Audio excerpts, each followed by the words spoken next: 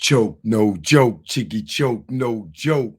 Said Fred, said Fred, said Fred first. Said Fred, said Fred, said Fred first. Said Fred, said Fred, said Fred first. Choke, no joke. I know I'm a little late tonight, y'all. Your boy was tired. Your boy was tired. Me and Dawn, we rocked out for a long time yesterday. I needed a break. I hope y'all enjoyed the show yesterday, because I sure did. Man, I watched it right back the whole 3 hours. That's why I'm late tonight. All right. But better late than not never. You know what I mean? Like that good weather. Choke no joke. All right. Tougher than leather. Delilah Boyd in the building. You already know how we do. All right. Going to play a couple of joints so the notifications could go out. Ladies, tonight, ladies, I'm opening the phone lines for the ladies. Ladies, y'all gonna have to come in here and explain Jada Pinkett Smith to me. You with your husband married, Will Smith, and y'all been separated for 6, 7 years, and y'all go out in public and hold hands and kiss in front and act like y'all together, and Will go up there and smack Chris Rock because he felt like he mentioned his wife that he not even sleeping with and ain't been together for the last 6 years. Ladies, especially you married ladies, I'm opening up the phone lines for you ladies tonight. Okay? Y'all gonna explain this one to me, ladies. Why y'all just don't want to let the man go? Why Jada just can't let the man go? If you don't want him, why you just can't let the man go? This video right here goes out to Jada Pinkett Smith. Now I understand the entanglement. This goes to you, Jada. Choke no joke. I'm live. Let's go, baby.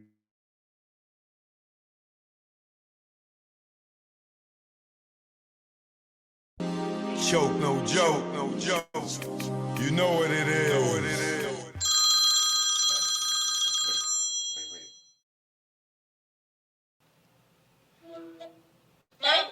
Hey, son.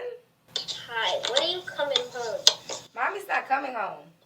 Why? Goodbye. Where are you? Where are you? Mommy's not coming home. Why? Tell Daddy I'm not coming home. Why? Goodbye. Bye. What am I supposed to do? Tell this 10-year-old boy I'm getting some new dick or something? Check. Yeah. Choke no joke. Know what it is. This go out to the desperate housewives in New York, Atlanta, Texas, California, Miami, Mississippi. I never thought in my life, not me, I fall for another man's wife. Oh God, I know that it sound trite. I'm caught up with a desperate housewife. Yeah. I never thought in my life, not me, I fall for another man's wife. Oh God, I know that it sound trite. I'm caught up with a desperate housewife. It was quick how it happened. We was just chatting, had a lot in common. I kept her laugh in the department in which a man was lacking. He was the king of the ship. Somehow I became captain. My swag on platinum, all my gold just smacking. Then phone sex had happened. Things went left. Our common interest in sex, something like Little Kim and Hugh F. We knew if we met, it would be electric. Then the day came and we met. It was beyond my dream. A dream so sweet it made me scream. It was like a dream. Knew why he made a queen. I wanted to find Marty McFly and use that time machine. Run up in the church, create a scene. Object to that wedding and give him my ring like I never thought in my life, not me, I fall for another man's wife. Oh God, I know that it sound trite. I'm caught up with a desperate housewife. Yeah. I never thought in my life, not me, I I fall for another man's wife. Oh God. I know that it sound trite. I'm caught up with a desperate housewife. I fell harder than a mother, my number one lover. Yo, under them covers was like no other. Had everything in common. I used to love her until he bugged her. Bitch motherfucker. Device in the whip, had to call it quits. Hit us like a brick, we both sick. Now she got dilemma, like Kelly the kids. I'm calm, wish I never met the chick. Missing her seafood and our trips. Sex in the soul house, we did that shit. Sexing on the tent, we risked that shit. We both freaky as fuck, I miss my chick. Well, never mind, there to take him off of mine. Kindred spirits, just the wrong time. Get divorced, you can hit my line. Until I repent, it's next lifetime. Like, I never thought in my life, not me, I fall for another man's wife. Oh God. I know that it sound trite. I'm caught up with a desperate housewife. Yeah. I never thought in my life, not me, I fall for another man's wife. Oh God. I know that it sound trite. I'm caught up with a desperate housewife. Joke, no joke. You already know. It's that south side of Eden Wall flow. We out of here.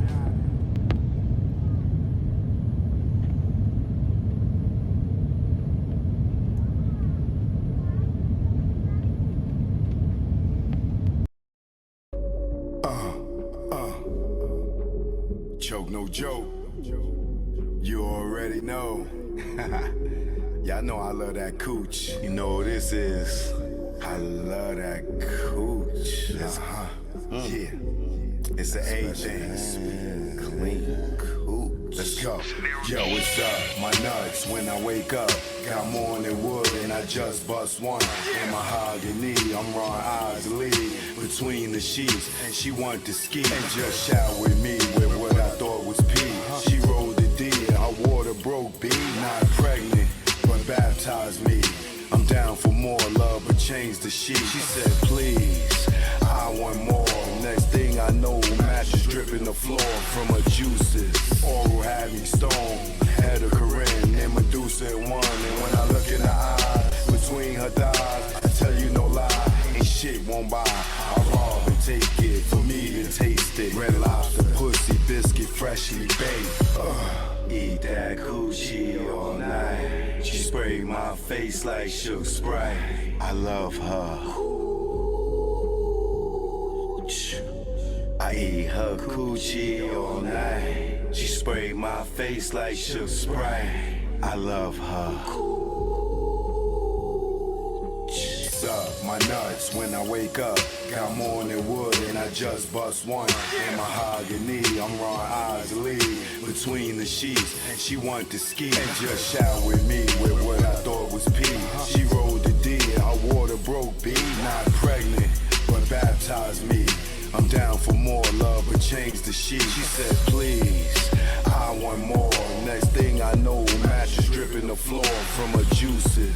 Oral had me stoned, had a Corinne and Medusa in one. And when I look in her eyes, between her thighs, I tell you no lie, ain't shit won't buy. I rob and take it, for me to taste it. Red Lobster, pussy, biscuit, freshly baked. Eat that coochie all night. She sprayed my face like Shook Sprite. I love her. Shout out to all the beautiful women out there with that sweet cooch. That scrumptious tasting, forever bacon. Have a nigga shaking. Cool.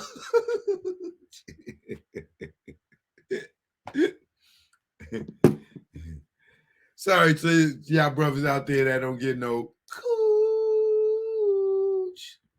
You know, that some of y'all, that ain't y'all preference. You know, some of y'all niggas like that booch.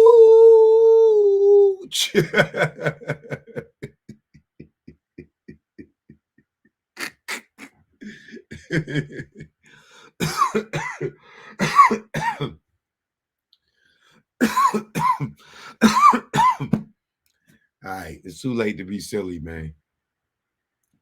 Y'all niggas like that booch, that boochie. Oh, man.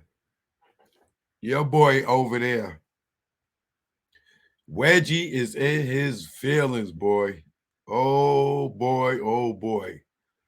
Wedgie is in his feelings, boy. I'm gonna get to more to the transcripts in a minute. You know, I want to talk to the ladies about Jada Pinkett in a minute. Well, I just got to start off by telling y'all, this dude right here, boy. Oh my God, he got to stop. He got to stop, man. Like I told y'all, all he gonna do is just keep coming on here trying to discredit people. Now this nigga said, now Reggie talking about.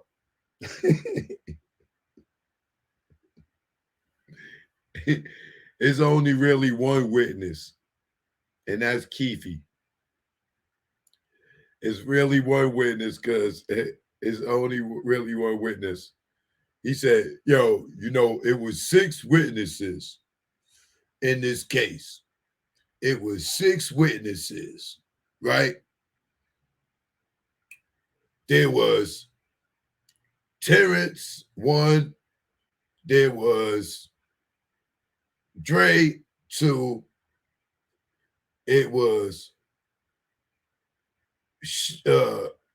Keefe D, 3. It was Suge Knight, 4. You know, and Suge, you know, Suge can't see past his hood. So Suge don't really count. You know, Suge can't see. I know him. He can't see past his hood. You know, so Suge don't really count. So you got Big Dre, that's 3.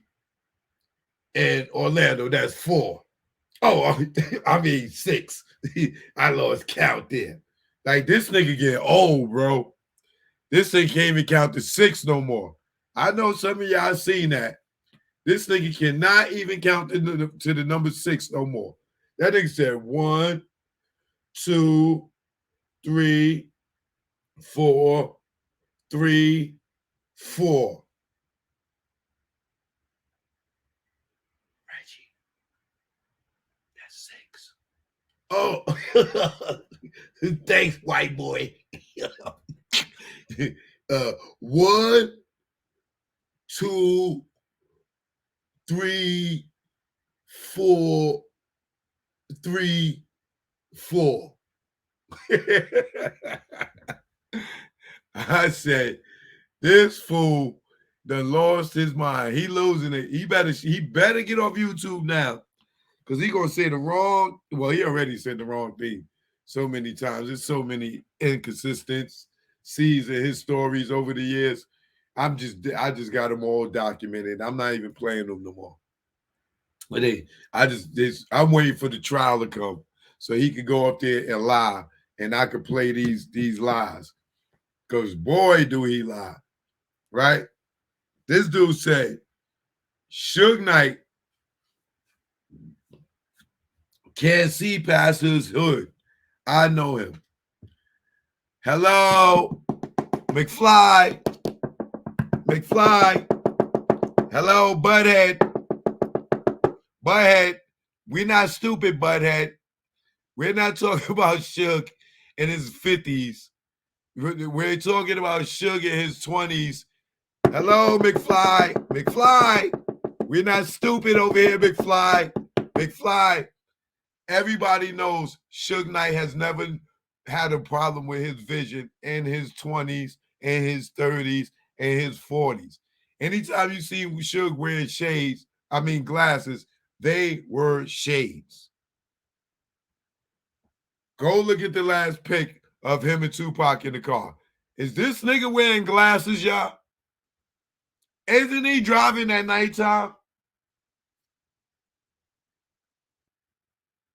If Suge couldn't see past the hood in his 20s, you telling me this nigga had all these cars and been driving all these years Nobody ever see him wear glasses. That nigga wears shades in the nighttime. And he can't see past the hood. Stop, bro. Stop. Stop, bro. Stop. The walls is closing in on you, nigga. The more you keep talking, the more you look guilty. Keep talking, keep running your mouth, Wedgie.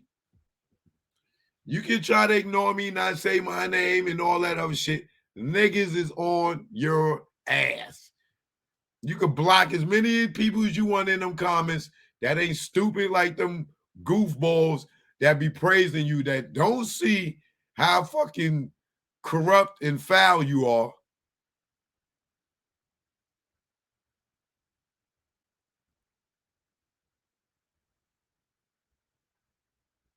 How you got caught with all them drugs, indicted with that weed and meth. And Reggie, you got out on a $50,000 bail. A $50,000 bail, nigga. For trafficking multiple states, weed, pounds and pounds, meth, all that in your case. Everybody else got 20 years. You got 9 months with a $50,000 bail. And niggas over there trusting you. Okay. Okay, buddy. 50,000?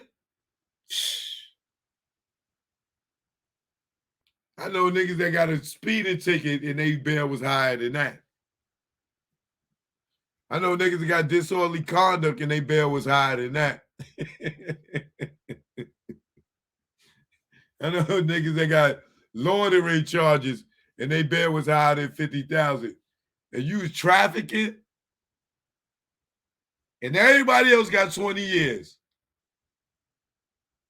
Everybody else on that case got 20 years. And what you got? The halfway out. You went straight to the halfway house. This nigga. Yeah, we know. And they still listening to y'all. So now, the only credible person who ain't credible at all is Keefe D, as far as the witness goes in the shooting. And y'all don't know who y'all want it to be. Orlando or what you call it, or Dre. Nobody knows who y'all want it to be. Long as it's the nigga in the back seat. Long as it's the nigga in the back seat, right?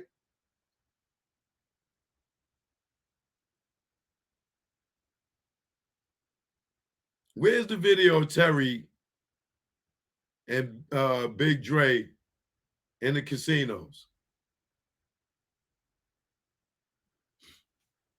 Where's the video of Keefe D in any casino?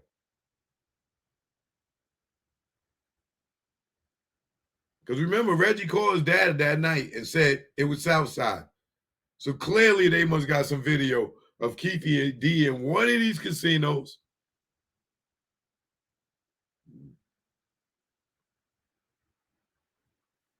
Because Orlando Anderson is the only gang member I know that go out of town and be right by himself with no pistol. Just standing around.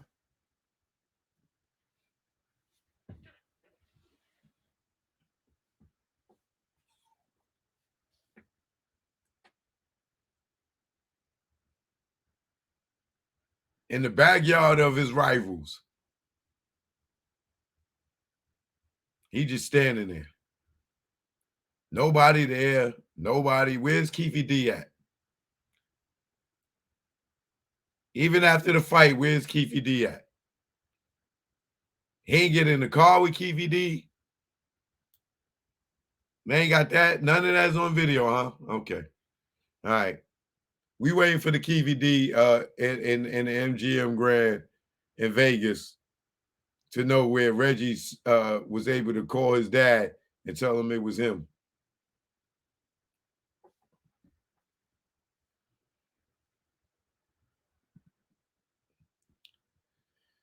But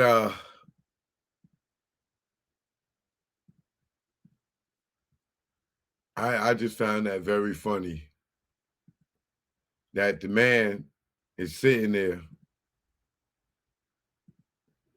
saying that Suge in his 20s could not see past the hood. But Pac's stupid enough to get in the car with a nigga that can't see and they driving at nighttime. Okay.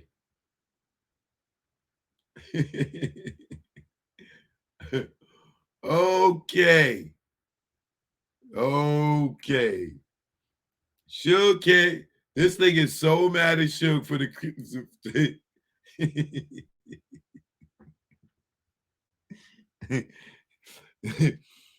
This thing is so mad at Suge for the free Keefy D.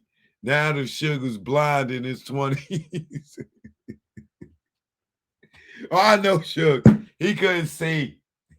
He couldn't see. But this nigga could drive from Las Vegas to motherfucking California in the pitch black.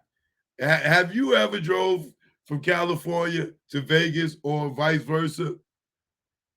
How black and dark it is driving through the desert. So Suge could drive out to Vegas, but he can't see now. Okay. Yo, this nigga do not want Suge to be a witness to who did the shooting. This nigga said Suge was blind at 20 years old. Oh, Suge can't see. Suge ain't see nothing. He couldn't see. You know what I'm saying?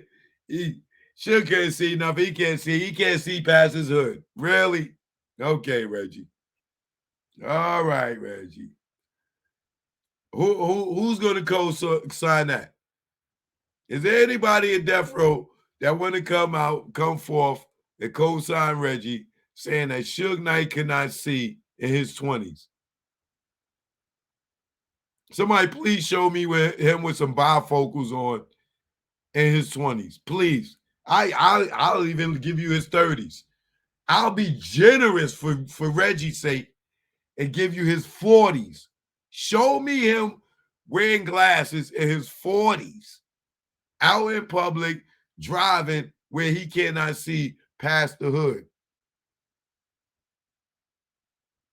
I'll tell you, this nigga, yo, the people that go watch his show, they either they like lies or they like to be entertained by lies. It is either they lie, they love lies, or they love to be entertained by lies. This nigga says Suge cannot see past the hood in his 20s.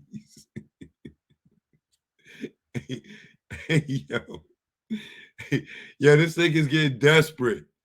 Like, he's getting so fucking desperate to make sure that shit don't turn around back on him.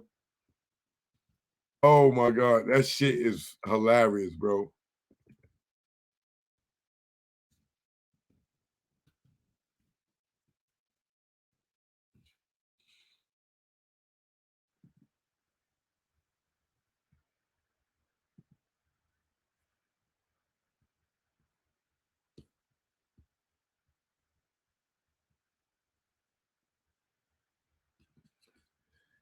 I'm just going. I just want y'all opinion. Do this dude? It's pitch black outside. Do this dude look like he have a problem? See him? Is he squinting in any way? Do you see him squint? That nigga don't even smoke weed, so he ain't even chinky eyed.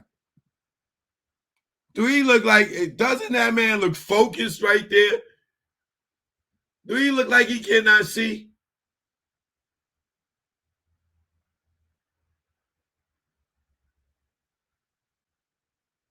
Come on, y'all. Do this look like a man that's wearing glasses?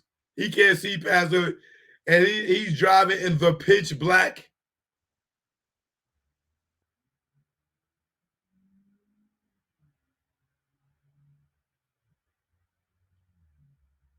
I'm just asking. Do that look like a man that can't see? Oh, okay. I know I'm not crazy.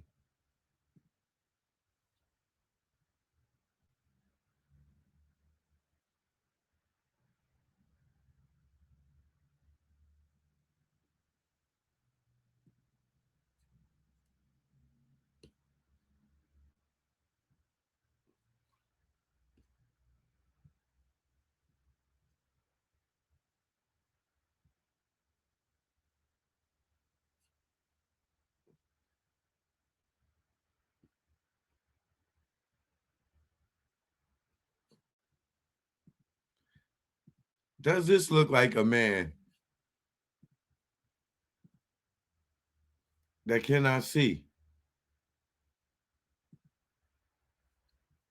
Watching his surroundings with no glasses on.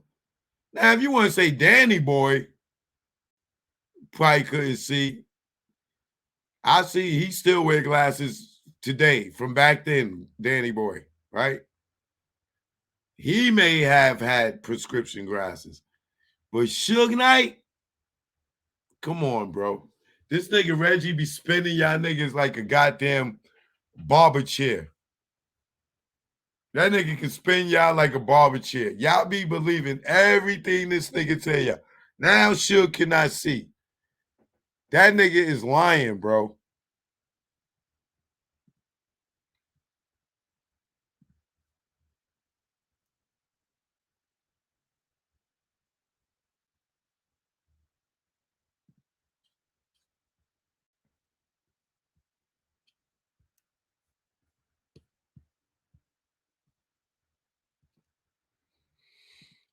Just please,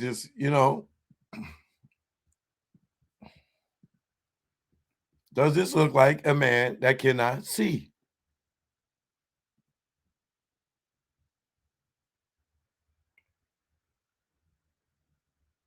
Please, somebody tell me. Does this look like a man is he squinting?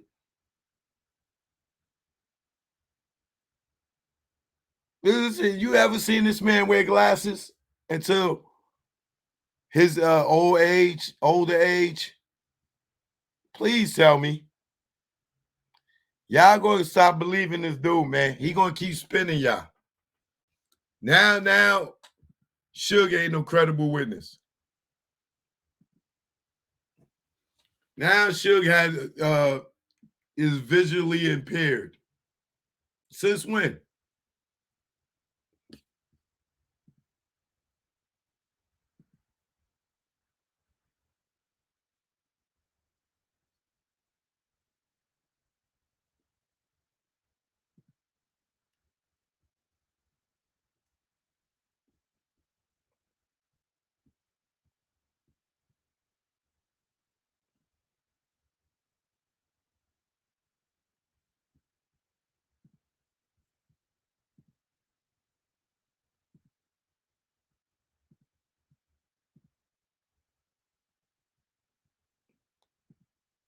I mean, I could go for days. Tell me whenever you seen this man wearing glasses at this time when he's running around with Pac.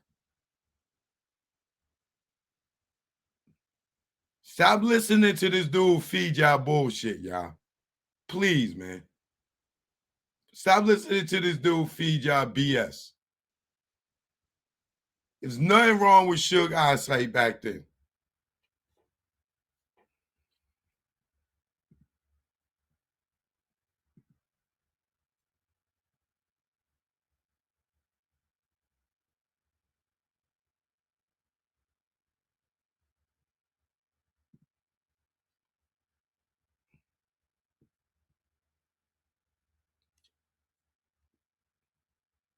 This is the image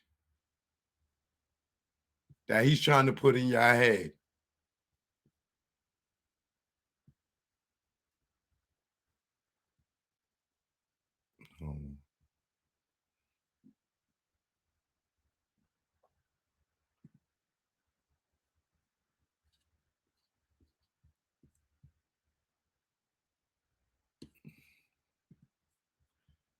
This is the image he's trying to put in your head.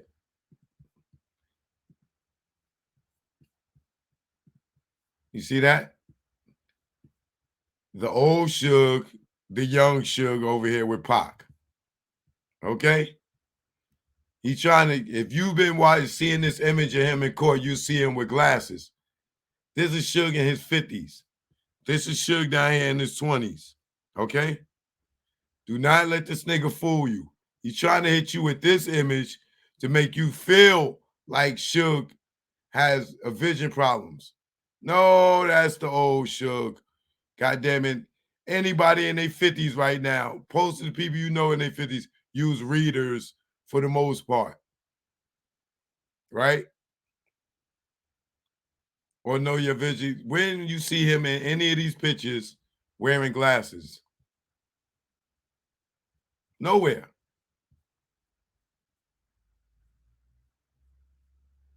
Ain't no young Suge wore no glasses, y'all. Look. I'm telling y'all. You niggas lying. He keeps spinning y'all. Stop letting him spin y'all, please, man. Stop letting y'all spin.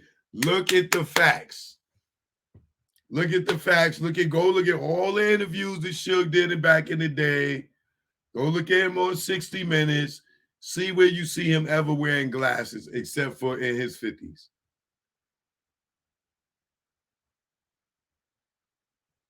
Stop letting him spin y'all. Because everything keep turning around back. As soon as y'all start turning around, y'all looking at him like he guilty, he tell you, oh, nah, Suge was blind. And y'all go looking for the blind dude. Where the blind Suge at? Where the blind Suge at?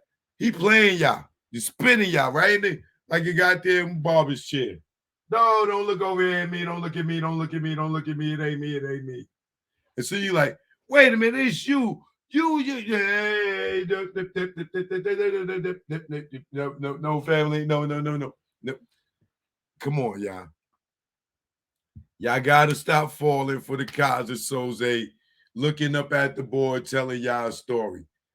Y'all, if y'all don't believe that Suge saw who shot him, just because he's not co-signing the fake Orlando Anderson story, which we know Orlando Anderson didn't do it because Vegas got him on camera at the bar at the time of the shooting. Not only that, him chilling at the bar with his arm in a sling, he went to the hospital because his goddamn shoulder got kicked out of the socket. So when niggas jumping in the car if they in the hospital getting their shoulder put back in place? What dude is shooting a 40 Glock precisely in those perfect, precisely shots with his arm hanging out, his shoulder hanging out, with a bum ass shoulder?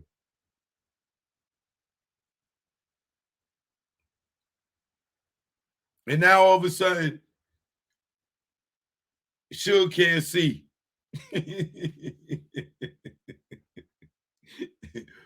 Suge can't see. Suge can't see, y'all. Y'all can't believe Suge. Suge a liar. He said Tupac was alive. We know a lie and we know a joke. Him saying Pac was alive was a joke. That was probably to sell more records. Pac is making him Elvis. That's all that was. You know Suge know better than that. Now, come on, y'all. Now, a lie is Suge could not see past the hood in his 20s and he driving in the pitch dark Vegas. If you know Vegas, once you get off that strip, that shit is dark. Very dark. If you've been in Vegas and you get away from the strip, it ain't lit up on them little side streets and all that other stuff. So come on, bro. Stop, man. Stop. You know what? Don't stop. Don't stop. Keep feeding the people BS. Because you make it so much easier because it's just coming down on you, brother. And what you scared of is Keefy D going to tell the truth. How y'all allegedly put him up to say that whole bullshit ass story. You better be scared. I know you scared. We can tell you scared. When you talking about Suge can't see at 20-something years old, we know you scared, brother. Oh, you scared. You are definitely scared. You doing anything to discredit anybody so they don't start looking at you. So you could go ahead and try to put it on Puffy. You can go ahead and try to put it on Orlando, Dre, any nigga in that car.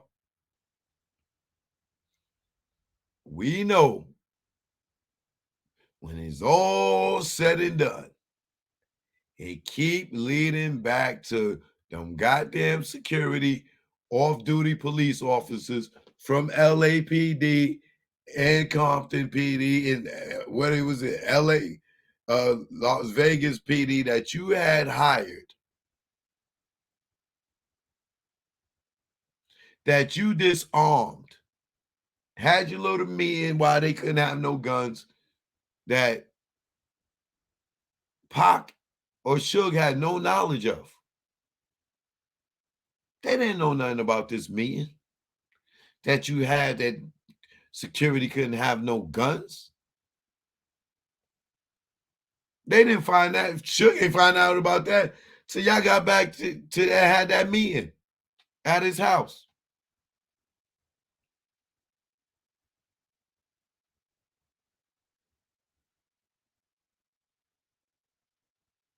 So it's always going to come back to you disarming the security, to you bringing Frank, disarming Frank and making sure he ain't got no walkie-talkie. But now in your grand jury testimony, you talking about he had the walkie-talkie and it was dead? You know you never told that story on Born First, right? You told a whole different story, brother. You told a whole different story. Now he had a walkie-talkie and it was dead. That don't matter. They still got your threats on the telephone to him, so that's irrelevant.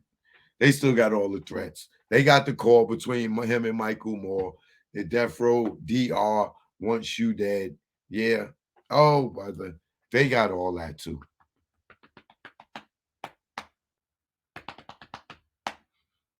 They got your testimony that you called your daddy the night of and told him who the shooters was. The night of. You called your daddy and you didn't walk over into the Vegas PD and tell him who it was?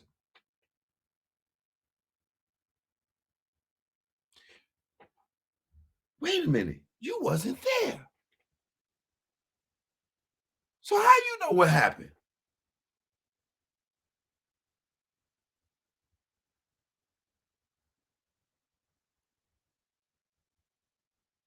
How you wasn't there, but you was able to call your daddy and told him exactly who did it the night of? And here we 27 years later, still trying to figure it out, but you knew the same night. And you testified to that. That's no cap. You testified to that. Along with that other detective that your daddy called. Did y'all incite a war with those phone calls, spreading that information? Did you tell Feeney Shakur that night who did it when you got over to that hospital?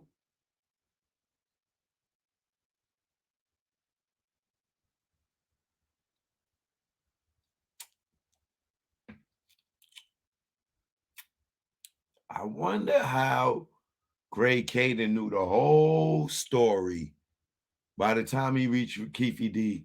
And Keefy D didn't say nothing. But Gray Caden told him the whole way Tupac got shot and Tupac got killed. and everything, how the cars was positioned and everything. How did Greg Caden know that?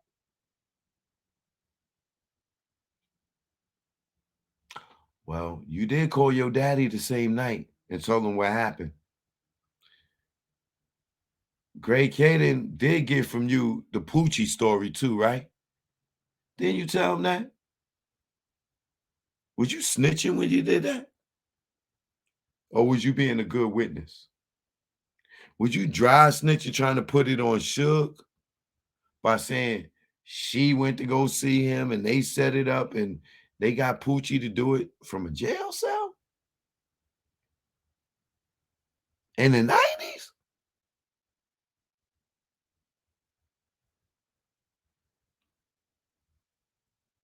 Come on, buddy. Where Greg Caden get the story from? This is the same guy that wrote a statement for a dead man and had a woman confess to a story that he made up, that he never met this man, never talked to this man, never met Poochie in his life, never talked to him a day in his life. Right? Never talked to him in a day in his life. But he could write the words that he think Poochie going to say. And this woman who know Poochie, yeah, that's what Poochie said. If that's what Poochie said, that's what happened. Knowing that this woman was lying because he wrote the statement himself. He knew she was lying.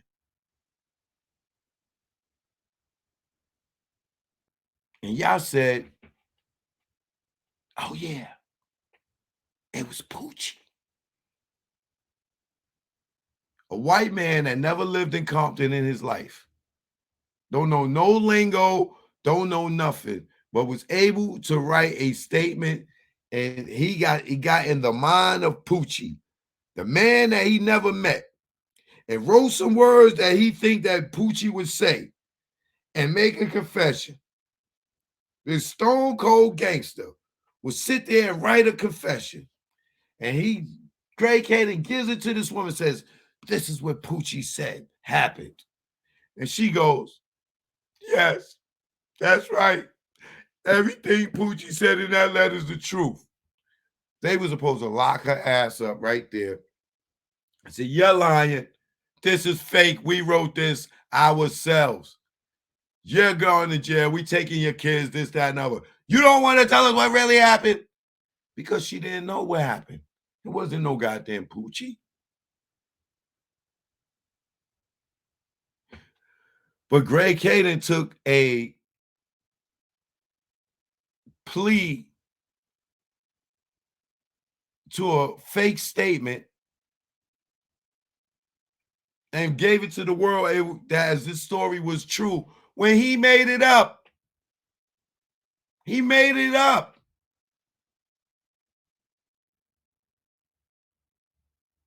How can you write a fake statement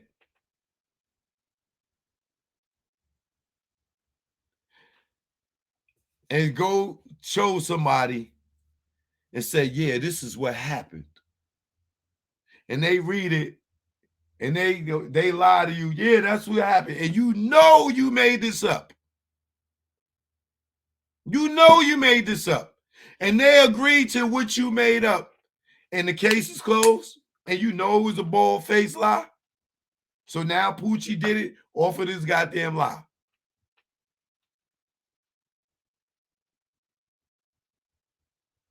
And y'all really went for that.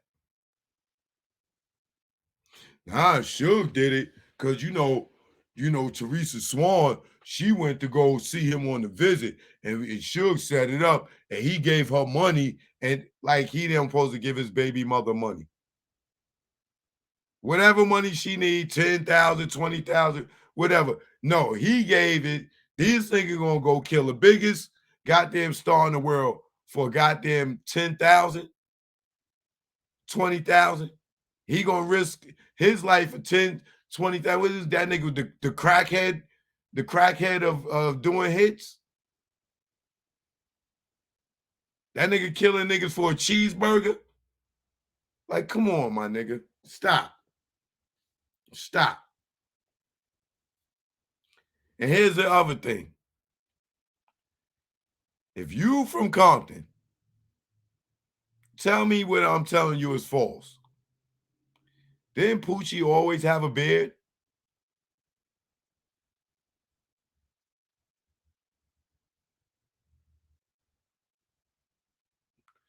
So how could he be the nigga with the tie and the bow tie and the little mustache or whatever? If this nigga had a beard like mine every fucking time you seen him. When he died, he had a beard. So you tell me he fucking did the shooting and then got killed right after and fucking grew his beard back?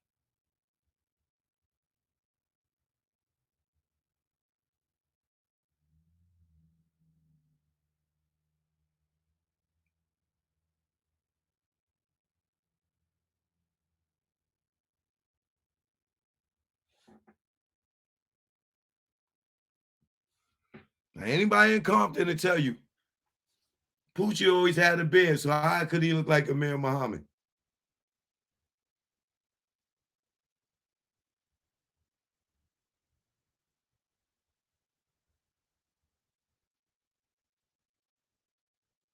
Oh, y'all keep listening to this dude. Y'all keep getting spun around. Don't look at me. Don't look at me.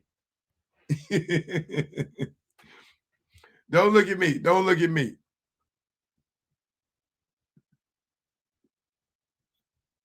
This nigga said Suge was blind. Aaron, good looking. Appreciate the super sticker.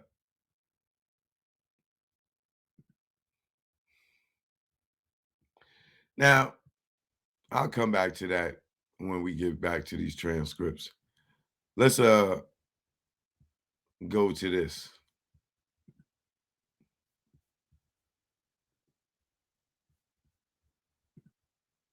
Ladies,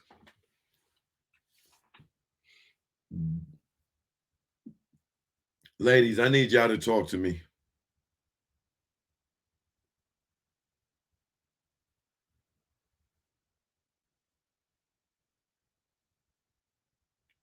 Now, Jada Pinkett said her and Will have been broken up for the last 6-7 years. Some of y'all ain't even been married 6-7 years. Some of y'all ain't even been in a 6-7 year relationship.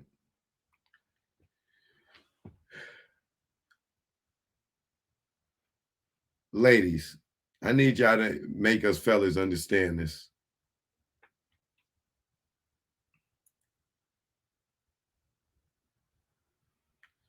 If their marriage wasn't working and they was living separate lives for 6 years, why won't this woman let that man go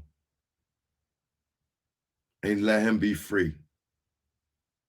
She's a bully. This woman is a bully.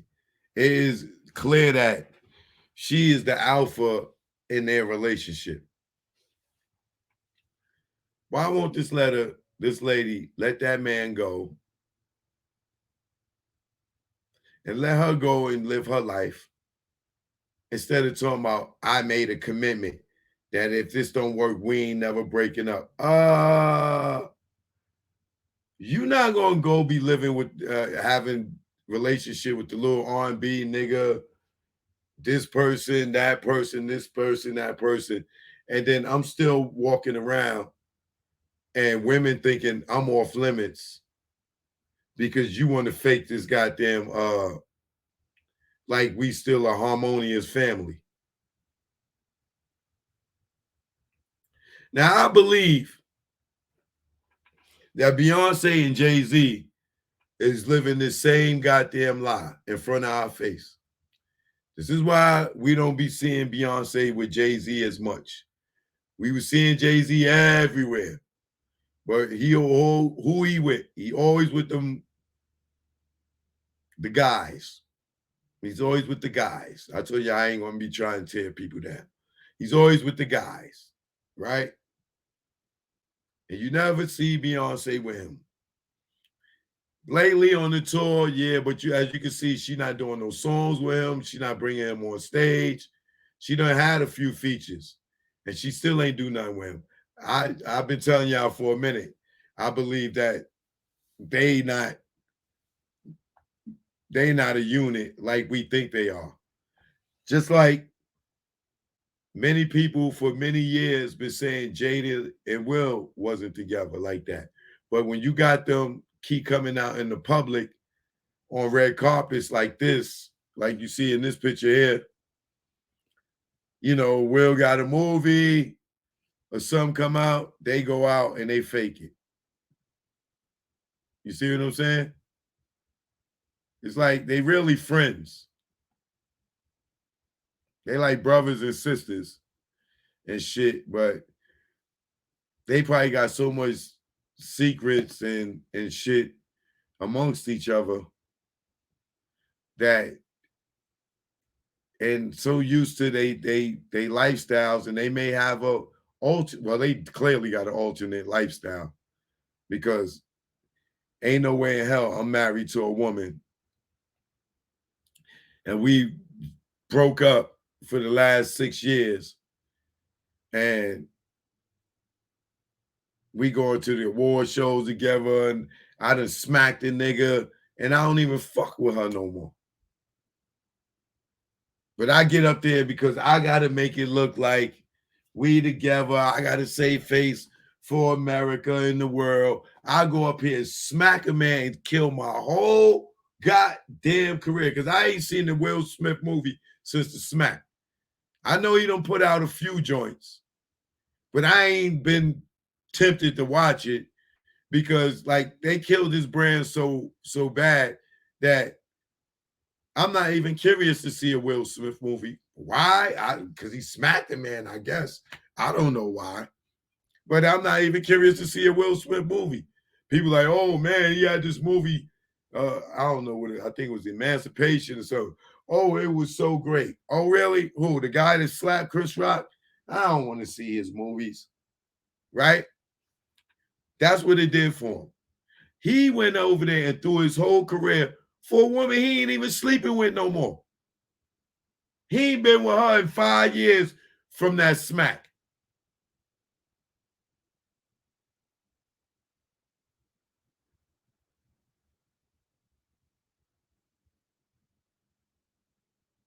Through his whole career, when he could have divorced this girl 6 years ago, 5, 6 years ago, and been happy why he went out to smack nobody.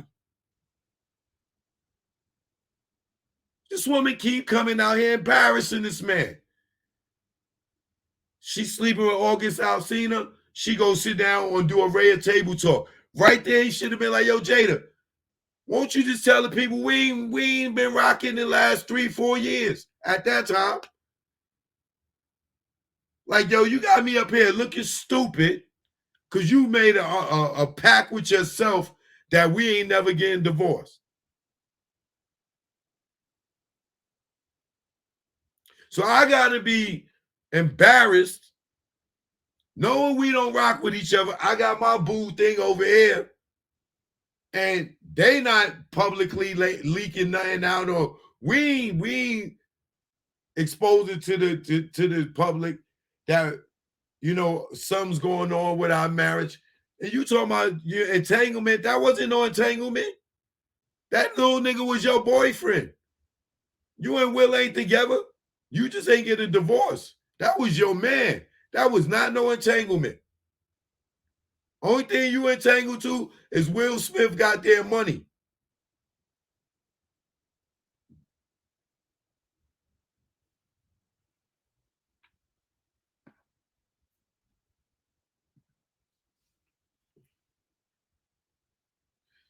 Appreciate you. I agree with everything I ever heard you say so far. Swear, you bring up shit I wonder about other people who don't even acknowledge.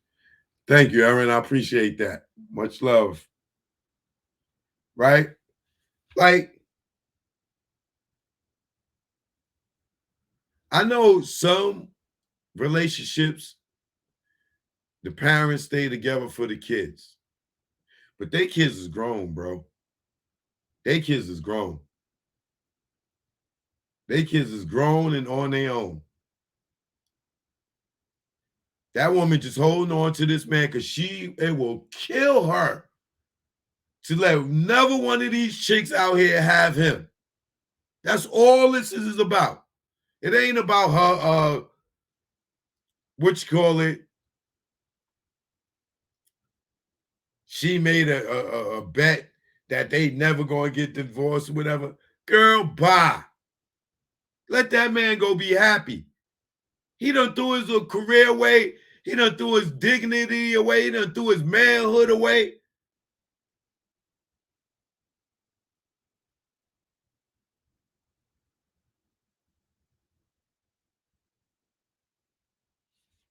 You gonna sit out there and go put out a book and just cold demasculate this man to the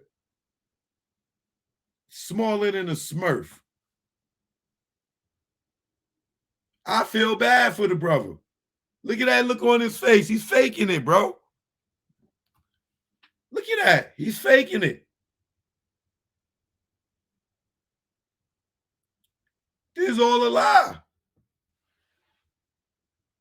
This is all a lie, man.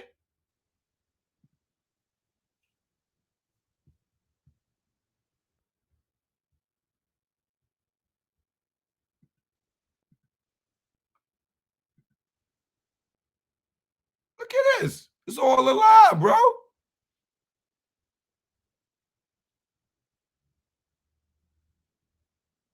His lover somewhere mad because he can't be, she can't be sitting there with him, and her lover, whether he or she, can't be at this award show with them, and they got to watch these two goddamn actors act. They got to watch them act like they happy, and they're this happy couple. When soon as they leave that goddamn joint, she going to her nigga or chick, and he going to his nigga or chick.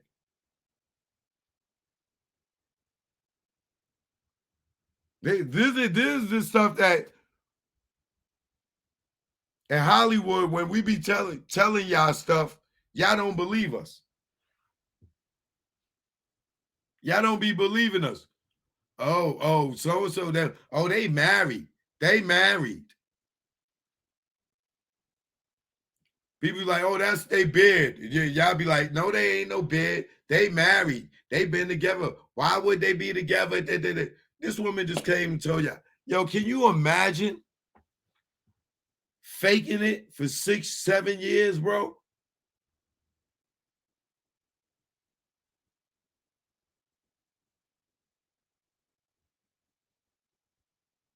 Still with joint bank accounts and stuff like that. And she taking her boo thing shopping.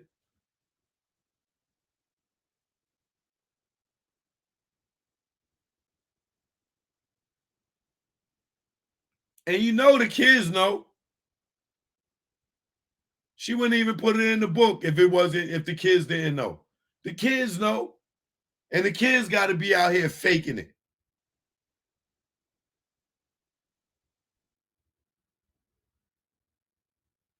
All a lie, bro.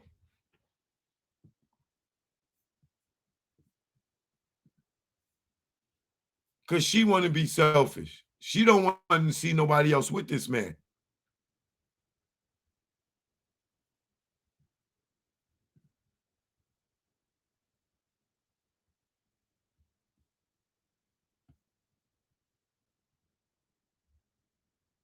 Yo, they this is a straight lie. Look at this. It's all a lie, man.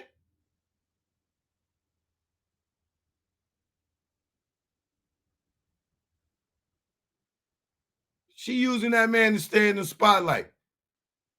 Because Jada would not be nothing without Will right now. She ain't in no goddamn movies. She ain't bringing no bacon to the table. She frying it.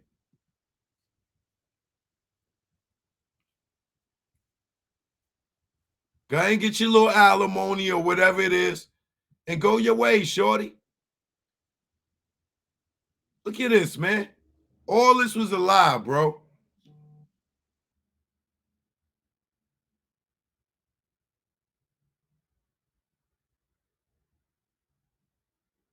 Stop believing everything you watch on TV, y'all. All these relationships, man, please, man. Some of these people are getting married for just straight for publicity, powering up, coupling up, trying to get to another bag.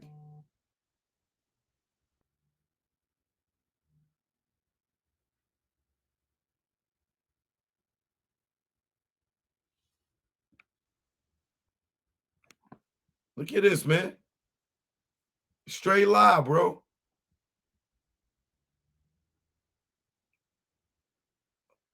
Look at the emotion. It ain't none. They faking it, bro. Let them go, lady.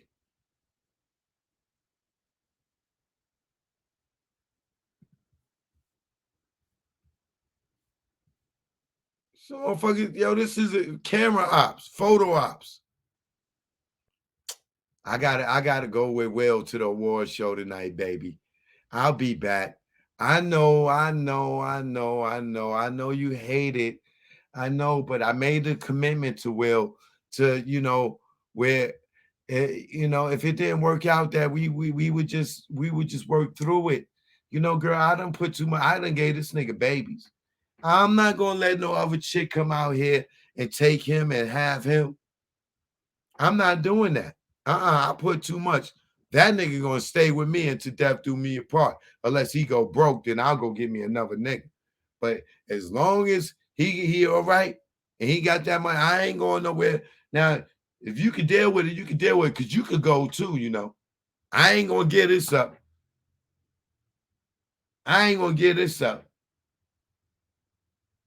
I put too much in this. So you could be with me. He don't care.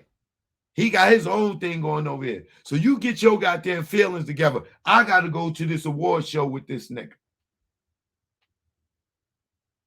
So you lay down on that $5,000 mattress that he's paying for. You go ahead and order something to eat that he's paying for. Get out your feelings. You know you with me. Let me go to this award show and take these damn pictures. You know ain't nothing going on with us. You know what he got going on. Get out your feelings or get on. Yeah. If I put this strap on you, goddammit.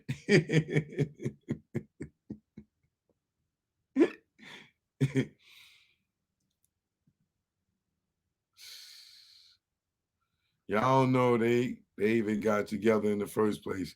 He was always soft as hell. She's so much harder than him. She the dominant one there. We definitely know that, without question. Please believe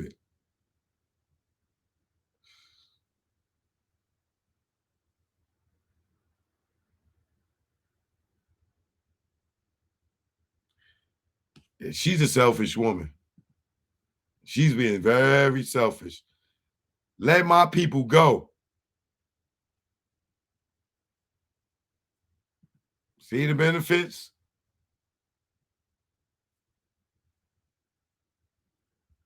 This is 2016. That's 7 years ago. They still wasn't together right here.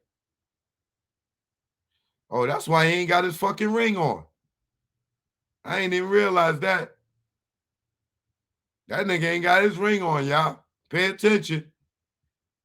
All you gotta do is pay attention. Look. You definitely not going to the Oscars without your ring, man.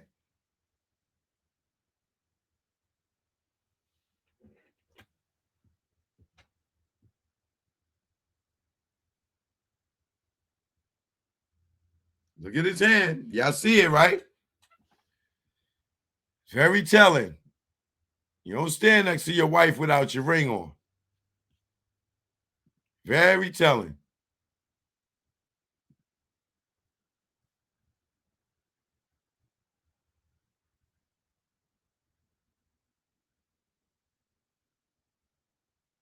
This was another fake one.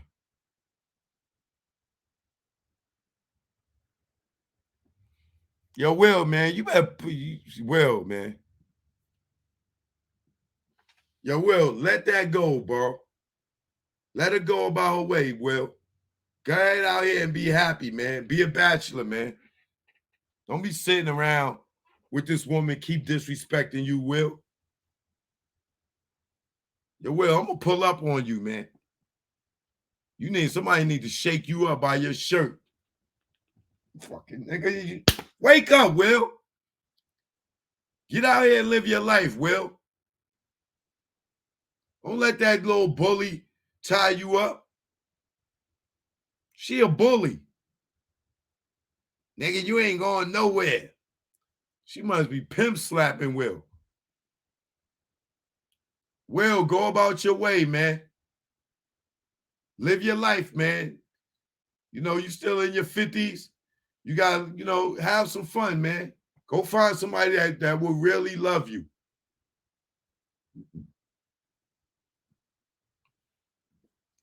It's some women out here that will treat you like a king, bro. You ain't got to sit there and be with somebody that don't want to be with you. Because this is why I don't want to get married by paper, by contract, by courts.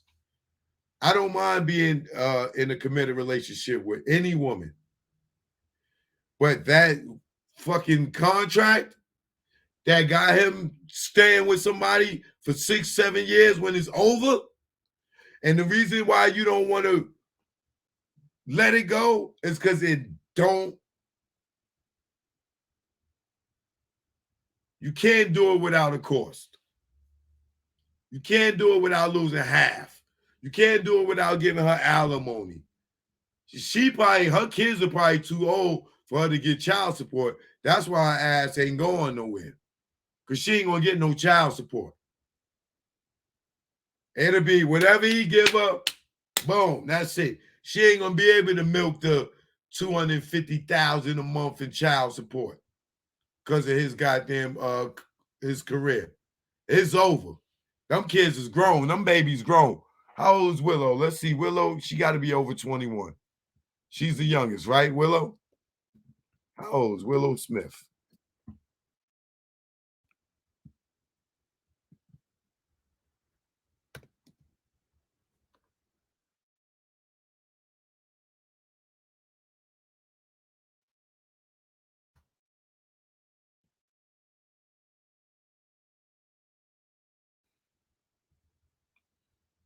$22.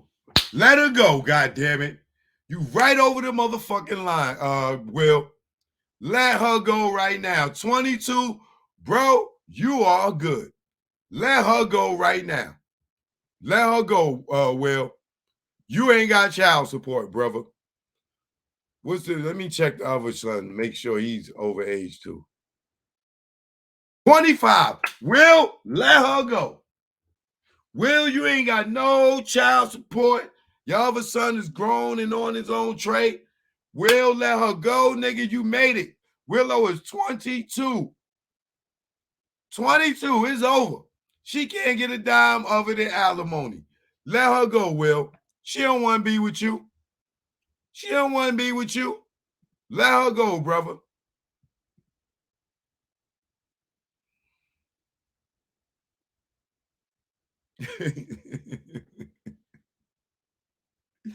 Hey, Aaron, you gotta be nice now. God damn it. All that money he has, he need to go get a backbone and play. Yo, you tripping. That was funny though. Yo, Will, let her go, Will. Will, you ain't got to worry about child support. Let her go, bro. She got her money. She got her book. Tell her, yo, all that book money's yours. Go ahead, go about your way. Take your book. Go about your way. I'm done. Let it go, Will. You guys stop letting this woman publicly embarrass you, bro. Will, you got to let her go, bro. You got to let her go. Let her go find Tupac in Cuba and be with Tupac. Since everybody want to believe Tupac's in Cuba, let her go and find Pac in Cuba. Okay, let her go. Will, let her go. You're like, bro, you're gonna be the butt of a bunch of comedian jokes, man. Let that woman go, man. Let it see what it's like to let a real black man go. Let her regret it. Let her go and be with Lil Ray Ray or August Alsina. Let her go see what that's like. Let her go live off of his checks.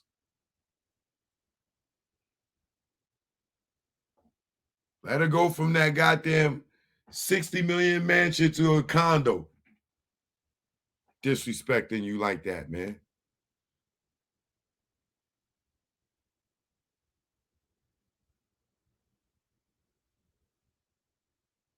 I feel sorry for Will Smith, man.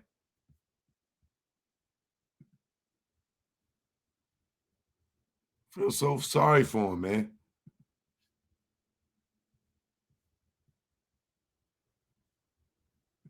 That lady cold, bro. She a bully. You ain't going nowhere. Let that nigga go broke. She would have been left his ass. Please believe it.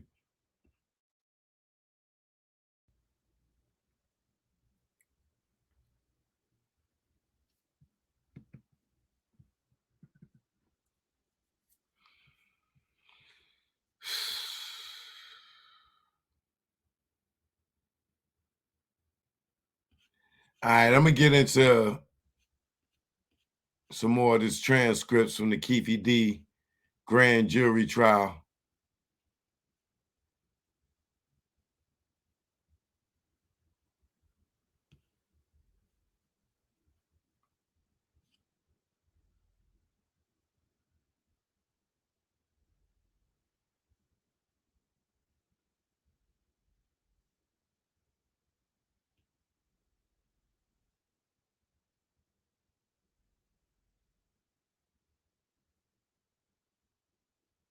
All right, who's next up? All right, I did Ingrid.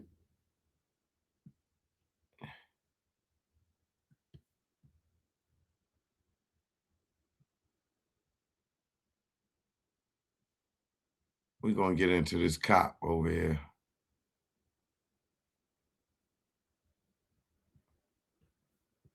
Okay. Before I move on, do any ladies want to do any ladies have anything to say about the Jada joint before I move on? I'll put the if you want to call in, you can call in now. If you want to come on the screen and talk, you can do that too. I'll give y'all 10 minutes.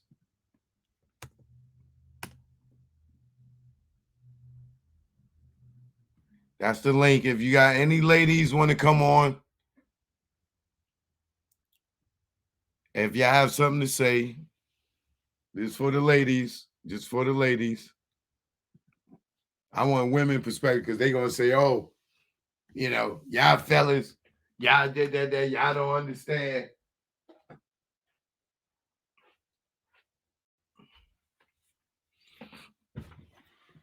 So I'm going to give them 5 minutes to call. See if any ladies want to call in and chime in on how they feel about Miss Jada Pinkett Smith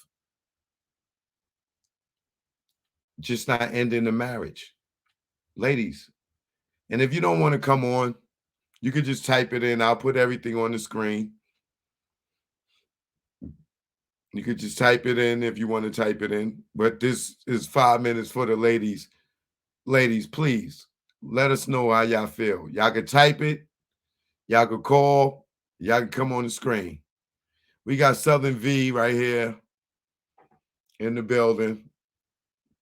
Let's see how she feel. Sound bad? How you doing, Southern V? All is well. I'm in Dallas, Texas. How's the sound? Awesome. Okay. Oh, I hear an echo. What I need to do? You want to turn me down where you at. On in the car? Yeah. Oh, okay. Well, then I can't hear you. Let me just say something. I just wanted to have a word. I can't hear you. I don't know what you're saying on the other end because I turned the car down. So I'm in Dallas, Texas. I'm just leaving the state fair in Texas. So I just caught tail end of this. So a book was written and she done did some exposing. So the gist of this is all I can say is this. It's definitely more to it. Bottom line. And they're together and they're as one and they continue on with the charades and carrying on for probably an agreement, a justifiable reason or something. But I'm like you, it is just too much going on. You know what I'm saying? And then here we got Pac, then his spirit is still living even through what's going on today. But I just think that they're in an agreement, shall I say? And that's just the bottom line. While we trying to make it all make sense or whatever the case may be, we ain't gonna be able to do something because they're in agreement. Got to be. And then we've already always heard this and that. So that's all I wanted to share. I'm gonna turn the car up so I can hear your response. Are you married? Yes, actually, I'm going through some things right now, but I am. That's what I'm telling you. If folks is not, yeah. If you still hanging on, it's something going on. Cause folks ain't hanging on like that. Ain't nobody hanging on no more. Mm-mm. So if you was married, you tell me you could be with your significant other separate for 6-7 years? Well, people do maintain marriages separated. All they got a lot of different things, but I'm just saying with the her disgracing and embarrassing and exposing and sharing, that is what's most questionable. That make you be like, it has to be a reason and a rationale, and he probably can't say nothing to do nothing about it. That part. Which I'm sure is true. Okay, so Yeah. would you consider that unconditional love? No, that I get back to an agreement. Okay. That's an agreement. No. How's it in Dallas? I miss Dallas. I used to live there. I just moved back. I've been living in St. Louis, so I just moved back. So I've been here since June. Why And you so, like I said, I'm leaving the state fair now. why you leave St. Louis? I just shared with you a little bit of my personal, so I'm going through some things. Oh, relationship thing. Yeah, yeah. So I moved back to my hometown from South Dallas. Got you. Yeah. Well, you got a couple of admirers in here. They checking you out. So he Oh, better geez. he better get it right, god damn it. Or they gonna come scoop you. Y'all have a good evening. I'm driving. Yeah, we hear the kids in the Bye. car. We hear the kids in the car. Yeah, All okay. right. Have a good one. Good night. We ain't gonna put you on the Bye spot. bye. Thank you. Thank you.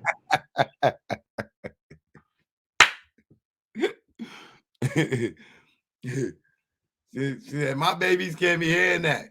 They gonna be like, mommy was on YouTube with Choke, and they said she was fine.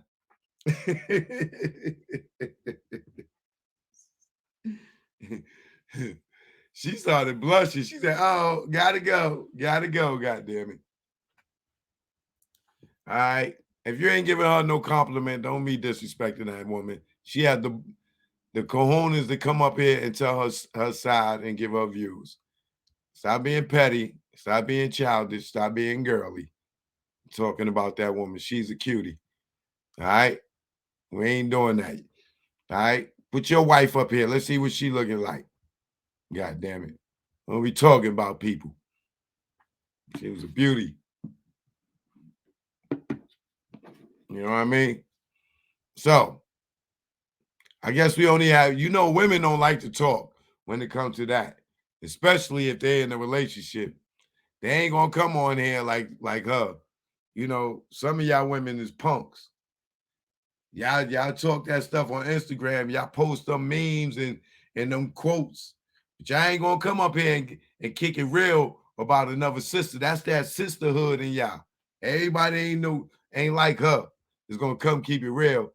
Some of y'all women y'all sitting back. That's right. That nigga got money. I ain't leaving that nigga. She resents Will because she regrets her choice to go for a public image instead of her true love. That was way more controversial. I know what you're saying and I know what you're believing. And I agree with you on it. But like now, it's like alternate lifestyles is nothing. So if she wanted to come out and be with whoever she wanted to be with, if they was super younger than her, if they was the same sex as her, if they was old and crippled with a bunch of money, none of these women care about that. They don't care about that. Most women want the man that's rich. She could be a lesbian. If she meet a nigga and that nigga is rich and he's going to take care of her, she will take penis. I'm telling you, there's plenty of women out here that their preference is women. But if a nigga is rich, she'll put that coochie to the side in a heartbeat, and her little lesbian girlfriend will be mad. You going back to men? You going back to men after we all been through, Becky? You said you'll never do it with another man again.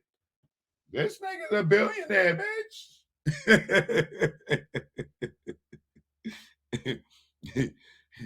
Look, I ain't gonna cut you off, but I'll cut you off if you mess this up, goddamn it. Goddamn it. You see how Robin was with Whitney Houston in that goddamn Whitney Houston movie? That last one. They was lovers. But them Clive Davis and them, they was like, what? Bobby, come here, Bobby. We need you to put some "Don't Be Cruel" on her and make it your prerogative to motherfucking get Robin out her hair, goddamn it. She about to ruin the bag. Have you seen that Whitney Houston movie? You know that Whitney Houston was a lesbian or bisexual from the gate. From the gate. But the world didn't know it until after she was dead, damn near.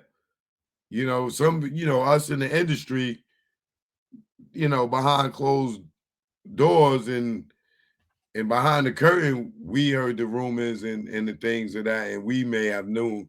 But the world, no, she was niggas wouldn't even believe she was getting high until they saw it. Because she was the princess. She was the queen. You wouldn't have believed it. You wouldn't have believed when he was getting high off coke and crack and all that stuff. You wouldn't have believed it until you saw it. Beyonce right now could be Whitney Houston. You know what I'm saying? You wouldn't know it until the biopic come out. She could be on drugs. Her and Jay-Z could be like Will and Jada. Yeah, like if you look at Beyonce, she's perfect. She's perfect. Ain't no scandals. It ain't no nothing. She's perfect. She's an angel. Until you see the Whitney Houston biopic of Beyonce. Until all the scandals come out, until they ready to tear down, then you're going to be like, you're going to see how hood and regular she was throughout. If you think you got to see Whitney Houston real side, imagine when you get to see Beyonce's real side. When all the dirt come out. You'll never believe it until you see it. Same thing with Will and Jada right now. You know, there's plenty of us right now that think that Will was justified for smacking Chris Rock. Nigga, you went and smacked this nigga for somebody else's chick. Yeah, that's your chick on paper. But technically, you went and smacked this nigga for somebody else's broad. She don't even rock with you. You just married to her. You out here fighting for somebody else's girl.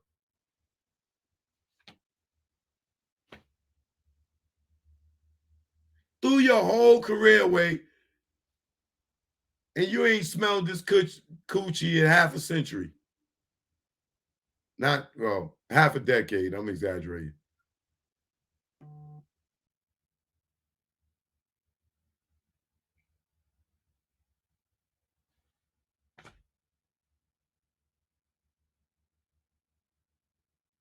This thing really went and smacked the man, threw his whole career away, and they wasn't even together, bro.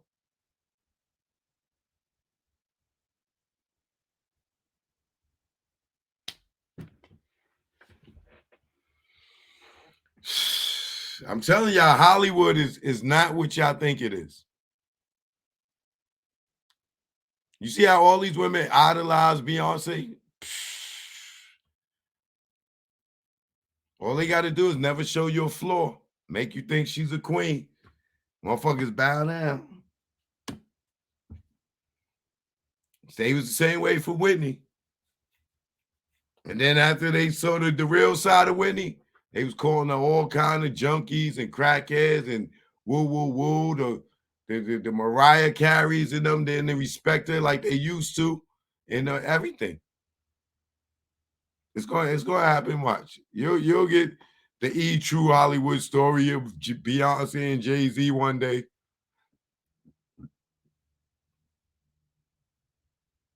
It was just like that when they had that surrogate with allegedly with Blue Ivy. And you see her, she's fronting like she's pregnant, and she went and did that interview and the whole fake stomach folded in. Y'all remember that? She had the bodysuit like Martin Lawrence in Big Mama's house. Y'all remember that? They probably scrubbed that off the internet by now, making you think that she carried Blue Ivy.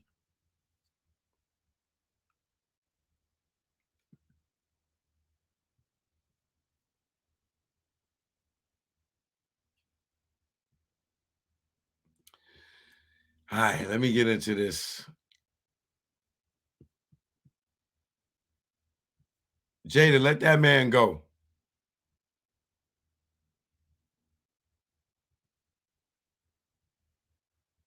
Out here living that goddamn lie.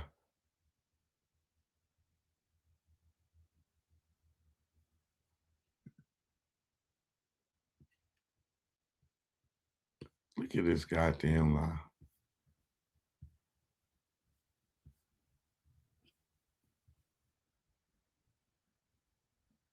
So phony, bro. Y'all, I'm telling you, man. Yeah. Y'all be wanting to be in the entertainment business so bad. And y'all don't know these motherfucking people be fake as hell, bro. Look at this. This is a lie, bro. What nigga kisses his wife on the head? What kind of, that's how you do your kids, bro. That's how you kiss your daughter on the head after she graduated from school. That ain't how you kiss your goddamn wife, bro. I'm sorry. I'm sorry. That's how you kiss your daughter in the head at Daddy Daughter's Day at school.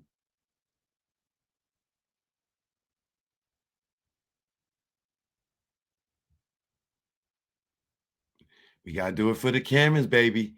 Oh, they got hey, what you doing on the 13th? Why? I gotta go do the red carpet for the new movie that I did. You know, do you think your boo will let you go with me? You know, I don't want them asking questions, you know. Oh, well, we had, oh God, well, that's our date night, Will. Oh, come on, Jada. Jada, look, you said you didn't want to fucking get divorced. I don't want the questions tonight. All right, all right, all right, all right. I'll break it to them. I'll break it to them. I'm sorry, baby. The 13th, I got to go with Will. He has to do a red carpet premiere. I know, I know, I know, I know. But I made a promise. I made a promise to myself. This is part of the promise to lie to the fucking world. Some bullshit.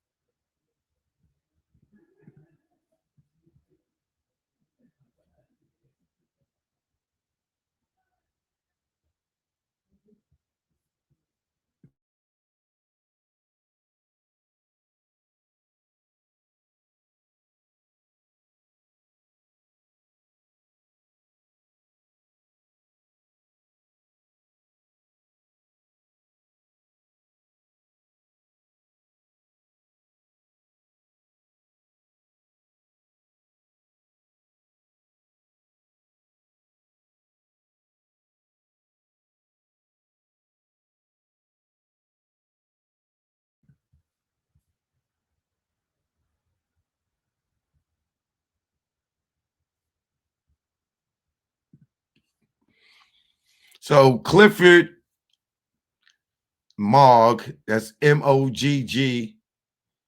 was sworn in. Sir, how are you currently employed? I am retired and I have my own business. How long have you been retired? About 3 weeks. Prior to retirement, what did you do for a living? I was a police officer for almost 40 years. I spent 27 and a half years with the Las Vegas Metro Police Department, 20 years assigned to the homicide section.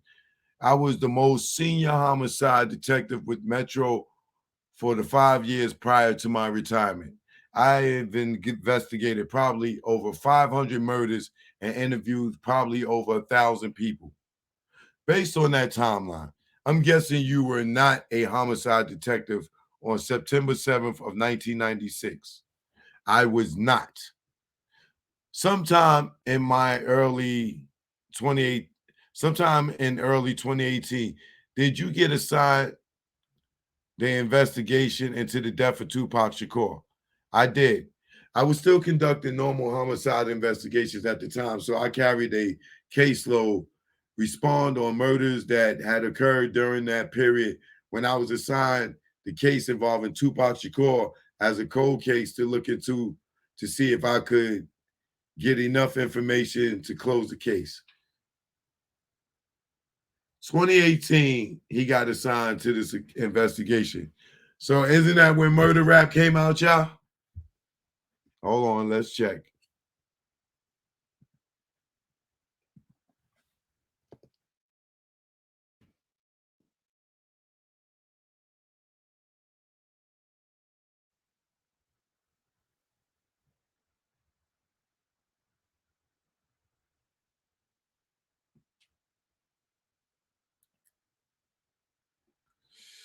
No, Murder Rap actually came out before then. Is it 2014? Let me see. Release date.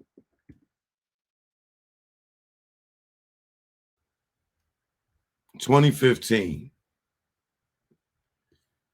Okay.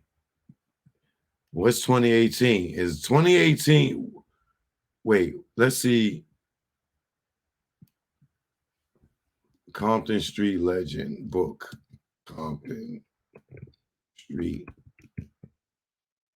Legend. Release date.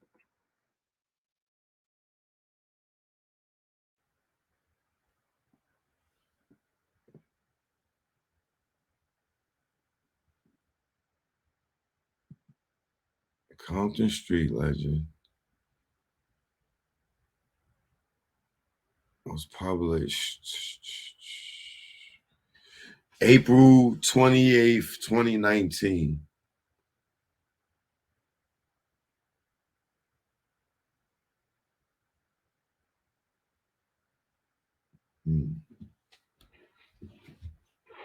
There's no other date, man. All right, you know what? I think I'm gonna have to read this book.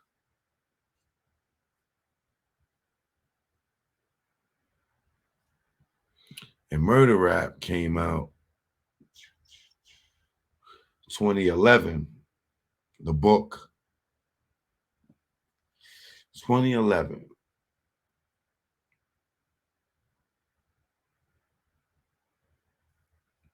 What year did he interview Keefe D?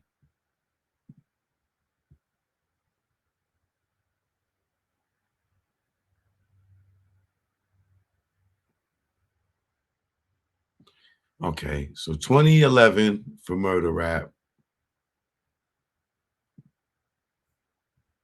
April 2018, April 28th, 2019. Compton Street Legend. Let's see. Vlad TV.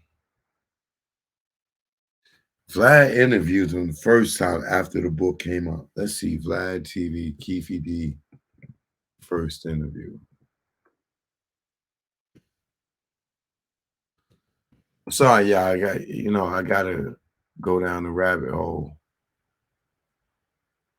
to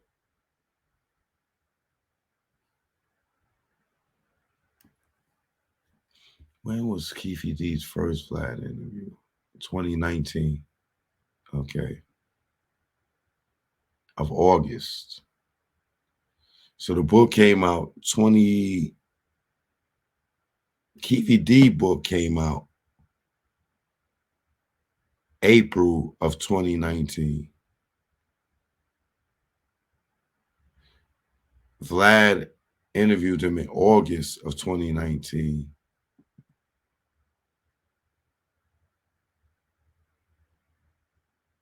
And Murder Rap,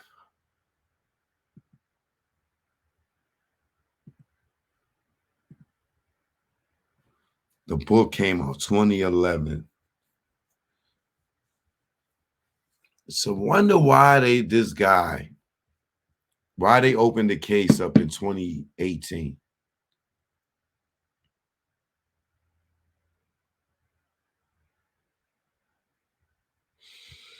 Okay, let's get to it. Let's see. Sometime in early 2018, did you get assigned to the investigation into the death of Tupac Shakur? I did. I was still conducting normal homicide investigations at the time, so I carried the caseload. Responded on murders that had occurred during that period when I was assigned the case involving Tupac Shakur as a cold case to look into to see if I could get enough information to close the case. So I want to kind of go through sort of the history of what information you kind of had starting in 2018 when you began your investigation. I'm assuming you have information as to what Metro knew at the time they assigned you to this case.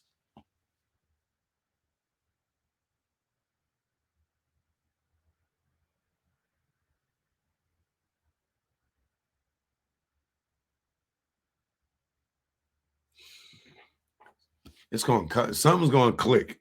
Why 2018 this started? Yes. Do you recall who the original homicide detectives were back in 1996? It was Detective Britton Becker and Detective Franks. There were several other detectives, including Sergeant Kevin Manning, who was assigned to the investigation, and they basically had it for several years while they worked on it. At some point, the case goes cold. Is that fair? Correct. And I need to remember these cops. Detective Brent Becker and Detective Franks. Let me write their names down.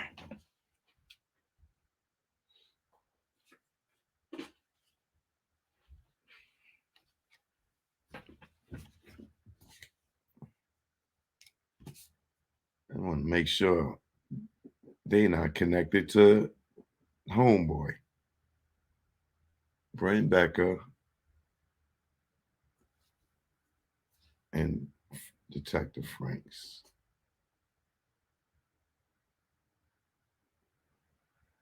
Why they don't have his full name? There were several other detectives, including Kevin Manning,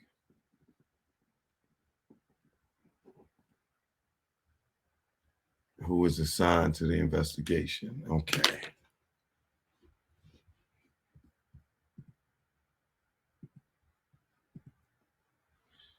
Big Crump did his docuseries on A&E, and like, yeah, that's the one who killed Tupac.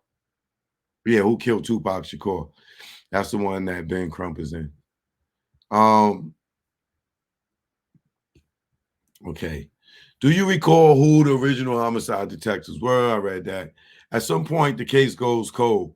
Is that fair? Correct.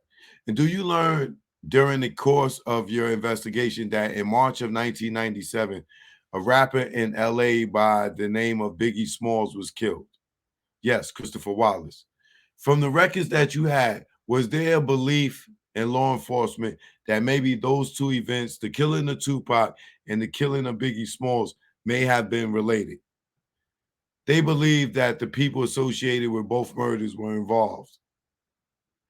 At some point, do you review information that there's an investigation initially by LAPD by a detective pool involving the Biggie Smalls, aka Christopher Wallace murder case? Yes. And in the course of your investigation, did you learn that he had a theory about what happened without telling us what that theory is? I did. Why he couldn't tell you what the fucking theory was? Because it involved cops? I did. And based upon that theory, did you learn what LAPD decided to do as it relates to the investigation of Christopher Wallace? Yes. What did they do? They started a task force to look into his murder. They were several detectives assigned. There you go. Bam, here we go. Here we go. Here we go. Here we go. Here we go. Here we go. Here we go. I knew something was coming out of this. I knew something was coming out of this. They started a task force to look into his murder. There were several detectives assigned to the case, including one by the name of Gray Caden and another one, Darren Dupree. Ultimately, as a result of that task force, were you ever aware of criminal charges being brought as it relates to the death of either Christopher Wallace or Tupac Shakur? Not related to their murders. Wait, say that again, Choke. Ultimately, as a result of that task force, were you ever aware of criminal charges being brought as it relates to the death of either Christopher Wallace or Tupac Shakur? Not related to their murders. At some point, do you learn that task force is shut down? Yes. And then did you learn that in 2011, after retiring, Gray Caden published a book? He did. Let's go back.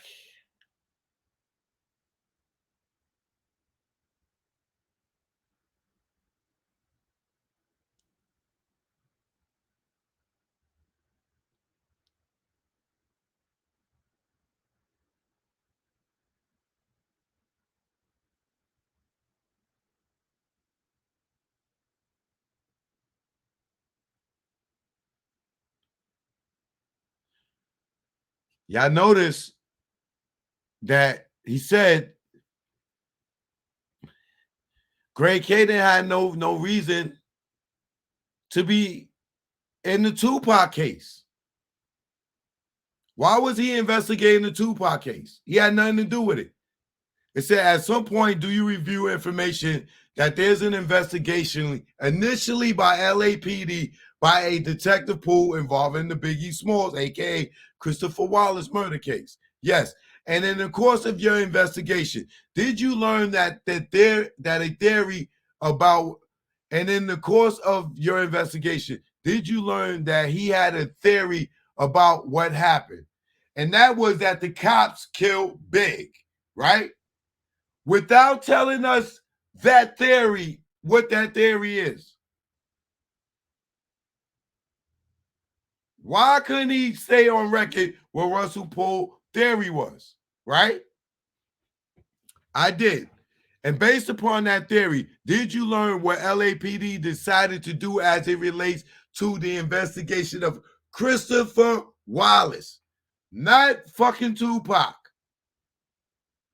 Christopher Wallace. Greg Caden only supposed to be investigating the Christopher Wallace. Listen what he says. Did you, and based upon that theory, did you learn what LAPD decided to do as it relates to the investigation of Christopher Wallace? Yes. What did they do? They started a task force to look into his murder, not Tupac. His murder, Biggie's. There were several detectives assigned to the case, including one by the name of Greg Caden and another by Darren Dupree. Ultimately, as a result of that task force, were you aware of criminal charges being brought as it relates to the death of either Christopher Wallace or Tupac Shakur, not related to their murders? And at some point, did you learn that that task force is shut down? Y'all hear that? The task force was shut down. So how is Greg Caden going to see Keefe D about Tupac? Or about anything? Right? At some point, did you learn that the task force is shut down? Yes. And then did you learn that in 2011, after retiring, Greg Caden published a book? He did. And then sometimes around the time that 2018, the BET Deathrow Chronicles. That's what opened the case back up. That's what it was. In Vegas. And then sometime around the time that you were assigned this case, was there a show on BET called, was there a show related to this investigation? Yes. What was that show? The Deathrow Chronicles. And have you had a chance to review that particular show? I have. And was there between Mr. Caden's book and Deathrow Chronicles, was there a theory about what happened in this particular case? Yes. Now, that wasn't the only theory in this case when you got it, correct? It was not. There were, as with any high-profile case, I'm guessing, you're leading, motherfucker. You ain't guessing nothing. You're leading. There were, as with any high-profile case, I'm guessing, there were a lot of leads or claims or accusations that were in there that you kind of had to go through and figure out if there's any veracity to them. Hundreds. Some of them were, would you agree with me or would you not agree that some of them were fairly easy? Yes. So was there a tip that the ghost of Tony,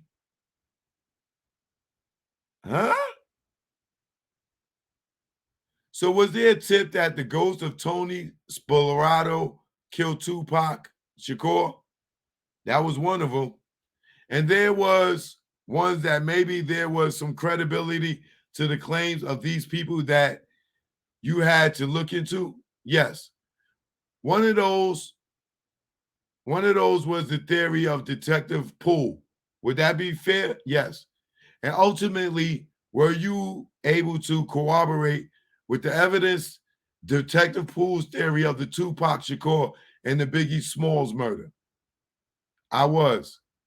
Did you also look at Greg Caden's when you said you did cooperate, did you or did you not establish that Detective Poole was accurate in his theory of the Biggie Smalls and the Tupac Shakur murders?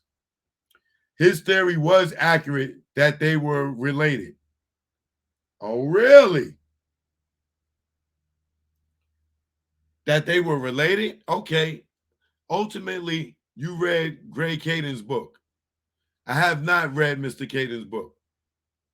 Gray Caden is on the Gangster or the BET show. He is. And Mr. Caden provides his theory of the case. Yes. During the course of all this, did you learn about a person? Well, before I get there, did you know or learn about a person by the name of Orlando Anderson? I did. Who is Orlando Anderson? Orlando Anderson was a person who became a target of the investigation by Detective Becker and Detective Franks. Early in their investigation, they identified him by name. And ultimately, is Mr. Anderson alive today? He is not. How did he die? He died in the shootout in Compton, California in 1998. And who was with him when he died? A person by the name of Michael Doro, who went by the moniker of the Reaper or Little Owl. And was there information that you had received that potentially Michael Doro was with Orlando Anderson during the course of this homicide? Yes. The Tupac Shakur homicide? That's correct. Were you able to disprove or prove that Mr. Doro was present?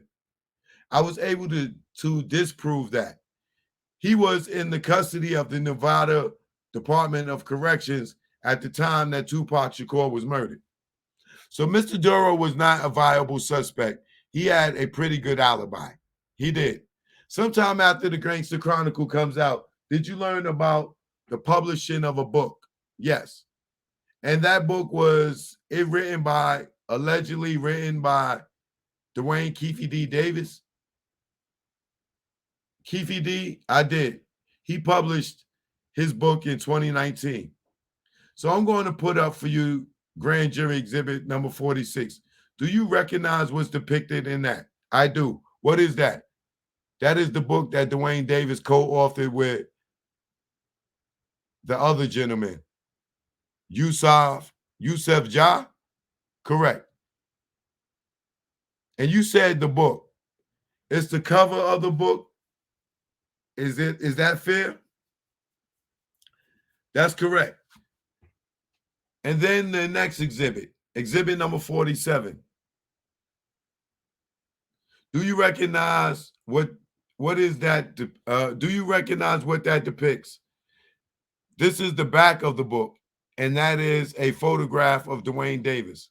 Now, this book, Compton Street Legend, I'll go back to 46 here. The bottom of this says, Notorious Keefe D street level accounts of Tupac and Biggie murders, Deathrow origins, Suge Knight, Puffy Combs, and Crooked Cops. There's a lot of information in this book unrelated to the death of Tupac Shakur. Is that correct? Yes, it chronicles him growing up in Compton. And I'm going to instruct the jury again at this point. Throughout this case, you heard a number of potential acts of Mr. Davis, and you're going to continue to hear through the rest of today about potential what we call other bad acts or evidence that might suggest that Mr. Davis isn't law abiding. Now, none of that is being offered for the truth. Well, none of that is being offered to establish that he has any sort of propensity.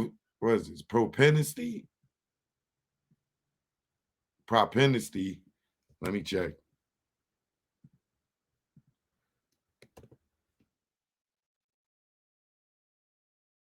Propensity, I think I went through this word before. Inclination or natural tendency to behave in a popular way. Oh, yeah, I did go to that word. Propensity.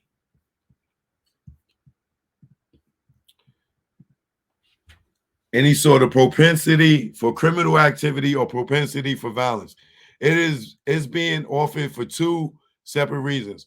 One of which is to establish the gang enhancement and his position in the particular gang that we're talking about, the Southside Crips, as well as it relates to admission directly related to the Tupac Shakur and then things that were going on at the time of the Tupac Shakur homicide. Now, Detective, you and I have gone over the Compton Street legend, and there are certain portions of it I'm going to have you read into the record. That's correct? Well, clearly you see they went over this book, so which means he prepped him probably for this uh grand jury testimony. So I'm going to start at page 28. And before you read what I'm going to ask you to read for context, at page 28, Mr. Davis describes how he became a member of the Southside Crips or the Compton Street Crips. That's correct. And there's an underlined sentence or two on page 28. Will you read that to the ladies and gentlemen of the grand jury? Little did he know his 9-year-old son, as well as 3-year. Little did he know his 9-year-old son, as well as 3 of his older sons, had just become original Compton Crips. I've been repping Southside Crip to the fullest. This stupid nigga. And the repping Southside Crips is actually on page 29. That's correct. And it says repping Southside Crips. REPPIN apostrophe. Yes. Page 31. He talks about some of his friends in his book. Is that correct? Yes, he does. And one of the people, page 31, second paragraph, just finish the sentence. If you could read that. One longtime friend of mine was a guy named Bubble Up. Do you know who Bubble Up is? I do. Who is Bubble Up? Terrence Brown. And based on our investigation in this case, what does that have to do with Tupac Shakur murder? He was the driver. All right.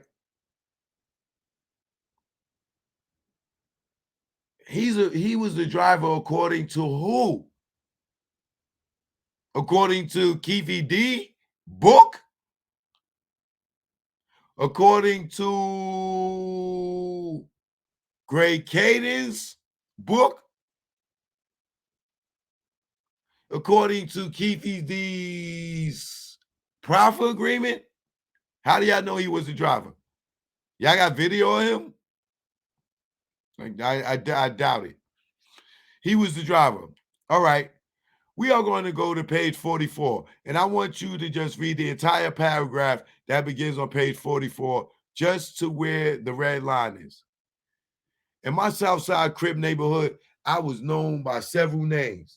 Big Dog, Big Homie. Some call me Gotti, but most knew me as Keefe D.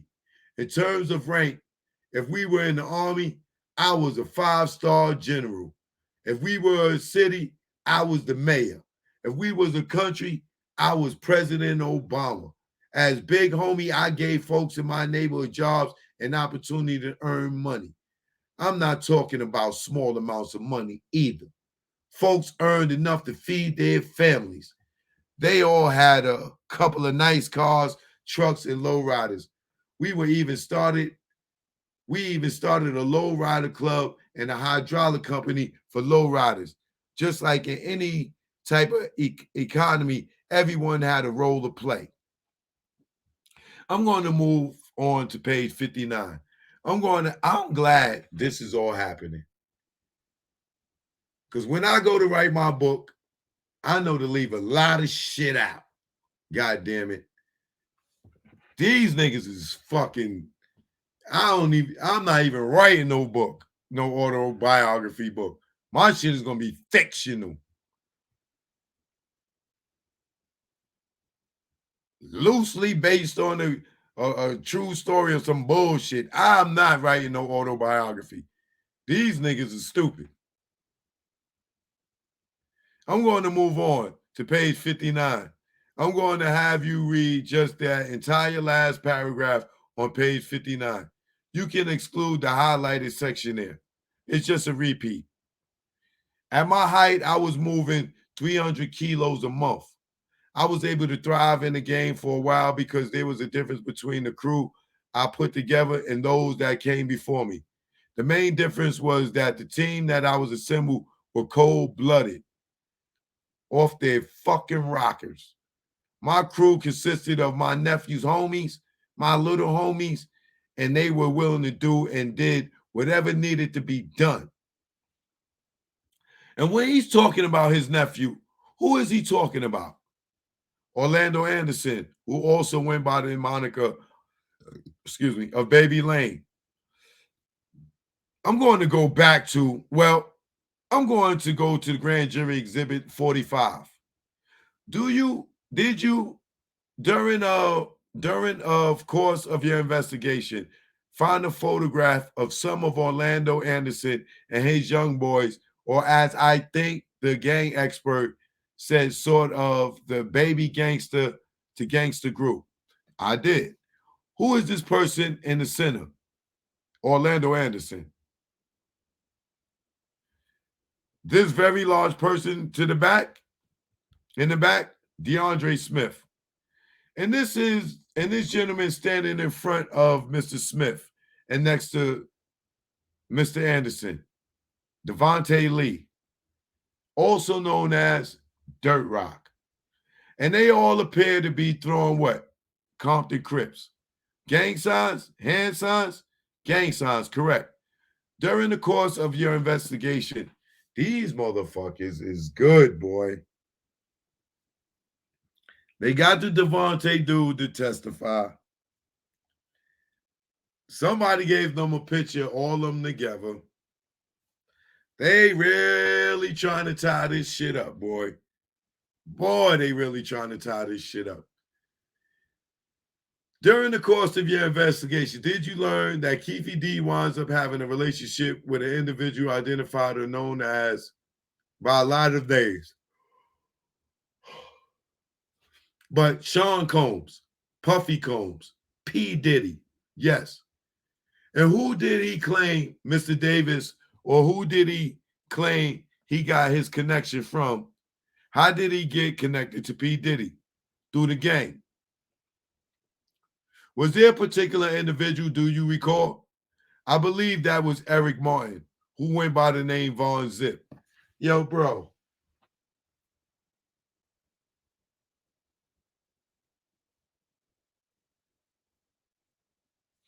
All this is based off of murder rap, bro. This cop came on this case in 2018. Where is Zip at in 2018? All the information is coming from interviews that Keefe D did in his own book. None of these, they got no evidence of it in this book, bro. And these interviews, there's no evidence. I believe that Eric Martin, who went by Von Zip. So let's go to 67. This chapter is entitled Bad Boys. Correct. And Bad Boy Records was Sean Puffy Combs, or is Sean Puffy Combs record label. And Bad Boy Records was Sean Puffy Combs, or is Sean Puffy Combs record label. Yes. Just read the first highlighted portion of the underlined portion of that on that page.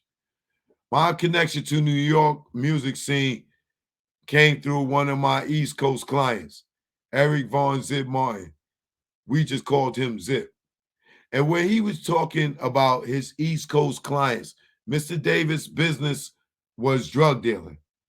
That's correct. And Mr. Martin's business, among others, was also drug dealing.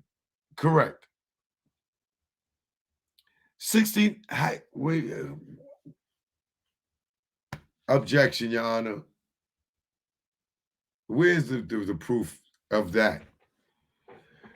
Okay, 69. Just underline the paragraph and then one line after. In the summer of 95, Zip came through the neighborhood and said, Puffy and them are having the beat. Summer Jam show tonight at Irvin Meadows. Y'all want to go? Cool, let's go. And then he goes on page 71, and it goes from 71 through the end of the first paragraph on 72. If you could just read that to the ladies and gentlemen on the jury. Soon after Suge Sauce Awards comment, Zip came back to town. Zip must have orchestrated with Puff, I'm going to be with Keefy D and them tonight, because Zip's phone rang as we were rolling down Greenleaf, and it was Puffy. He answered, hey, what's up, Puff? Yo, where's your boy Keefy? I need to talk to him. He's right here. Zip passed me the phone. Puffy wants to talk to you, dog. What's up, dog? Man, we're about to do a BET tour. Then he paused. You think it's cool for us to come out there? I was kind of puzzled. Why wouldn't it be? Your boy, big CEO, he's tripping. He was talking about Suge. I didn't know that their two factions were having funk at the time. Something happened in Atlanta where Big Jake from Campanella Park had gotten shot, supposedly by Wolf, one of Puffy's bodyguards from New York. Our position was we weren't getting in the middle of that shit. I told Puff, just send me 40 to 50 tickets, and we'll be in there deep at all your concerts. And that's what happened. Puffy would give us tickets to be at their Bad Boy West Coast shows. We went everywhere with them fools. We meet up with them at the hotel, get the tickets, and then go with them. I used to ride in the van with the nigga. Crips were backstage deep at most of the West Coast shows. I'm going to have you start where the 3 stars are on page 74. Well, I guess, you got this cop reading from a book, bro. This ain't no police report. This is a book. And he got him reading this book to a grand jury to give the grand jury the impression like this is some type of fucking investigation, bro. This is from my book. I don't know how KVD got indicted, bro. This is all, this is bugged out, bro. This is bugged out. They acting like this is a book. I'm gonna have you start with the 3 stars on page. All right. One night when Puff and Zip were in town, I got a call from Zip. Yo, Puff said he needs to speak with you. Come meet us at Greenblatt's Deli on Sunset. A few of my partners and I went down to meet Puff and Zip at Greenblatt's Deli in Fine Wines. The place sat between a strip club and the Laugh Factory on Sunset Boulevard. We went in through the back entrance and started smoking weed on the back patio. That evening, Ron Isley, a.k.a. Mr. Biggs, and Angela Winbush pulled up, and they're driving a triple white Rolls Royce. The rag was white, the seats was white, and the interior was cocaine white. That thing was pretty. Miss Winbush had on a white fur wrapped around her. They were supremely hard. Zip and Puff were double dating that night. Zip was with one girl, and they brought one of the girl cousins that was actually from the neighborhood and a tag along for Puffy. The girl from our neighborhood had the reputation of being loose, but Puffy didn't know that. We were all laughing at that fool because he was all hugged up kissing her, but he didn't know that the kind of girl that she was back in the hood. The group of us went downstairs to the place in order. I remember ordering a pastrami sandwich. Then I added, give me a couple of bottles of that Tattinger Rosé. Puffy waved me over to the side with him. I need to speak with you, big dog. We stepped off to the side and we were able to speak privately. Like a lion on the Serengeti, I'm able to smell and see fear. Puffy was full of fear. What's up? I asked. Yo, I have a couple of problems I need to be handled. Big CEO and Pop. I looked at him in his eyes, and without hesitation, I responded, that's not a problem. We can make that happen. After our brief convo, we went back upstairs and ate. He ate at the table with the broads, and I was with my folks. I didn't tell my guys what Puffy and I discussed while we were eating. I waited until we were in the car on the way home. That nigga Puffy wanted us to take care of Big CEO and Tupac. I bet that nigga would give us $1 million for those niggas' heads. I thought Puff offered you $1 million. Now he didn't offer you nothing. He just said he need them to take care of. And you insinuated that he would give you $1 million. This don't match up. This don't match up. So starting at the bottom of page 77 through the rest of 77, the very last paragraph, go ahead and start there. Pac had his chance. He should have learned his lesson then. Tupac mistakenly thought Suge and the Deathrow crew they were rolling with the untouchable would be able to protect him. He seemed to have lost touch with the reality of the streets, that everyone could be touched. He didn't understand that we were very high powered. We did that shit he rapped about for real. We weren't into the music industry shit. We were going up against real niggas in the streets every day of our lives. Unfortunately, the next time we will see Tupac would be September 7th, 1996, the fatal night in the Las Vegas, Nevada, when Tupac and his crew he chose to run would cross the line and put their hands and feet on my nephew, Baby Lane. I'm not going to have you read, but on page 89, does he acknowledge knowing about the Lakewood Mall incident sometime before Tupac's death in 1996? He does. Why you don't have him read it? And so, let me get there. And he has a chapter that is titled The Main Event.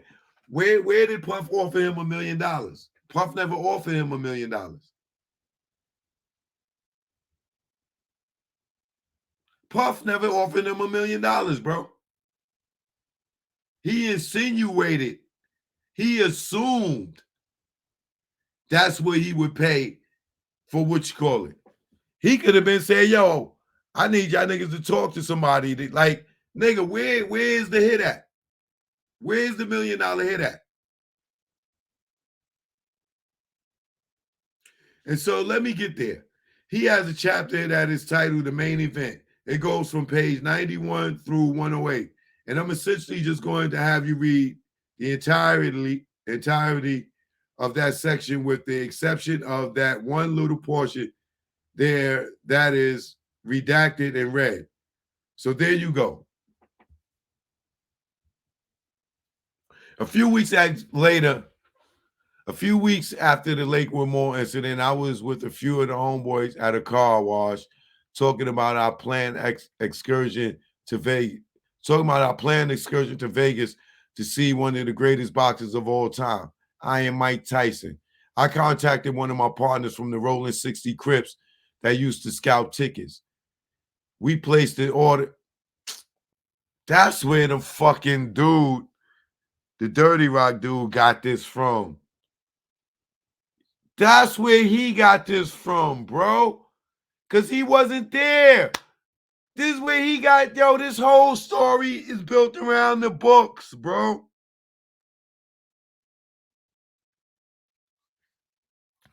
Let this be a lesson to y'all niggas that want to write books. We placed an order for some tickets with him. The car wash owner, who's also a Crip, came over when he heard us talking about going to the fight and said, Suge and them said they bought 100 tickets for the Tyson fight. That was good intel for us to have, but we weren't tripping. It was going to get in the way of our plans to go down and enjoy the fight. So you telling me Orlando Anderson and Keefe D and them knew Suge and the Mall Pyrus was going to be out there 100 deep. And Orlando was walking around this motherfucking casino by himself with nobody, knowing that these niggas was in town 100 deep, their rivals. And he's walking around with no gun on him or nothing by himself at the fight at the MGM Grand, a motherfucking Southside Crip, knowing the Mall Pyrus got 662 out there, and you done got intel that these niggas is 100 deep. And you standing there at the MGM Grand by yourself, naked, with nobody.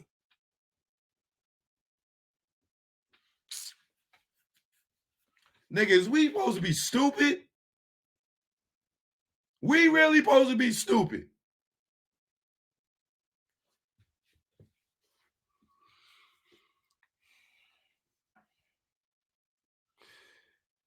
That was good intel for us to have, but we weren't tripping.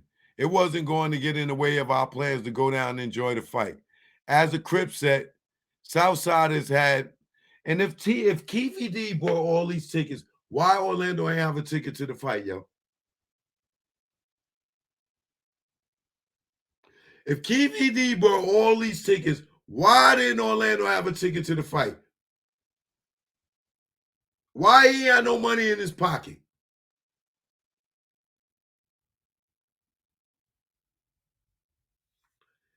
Come on, bro. Come on, bro.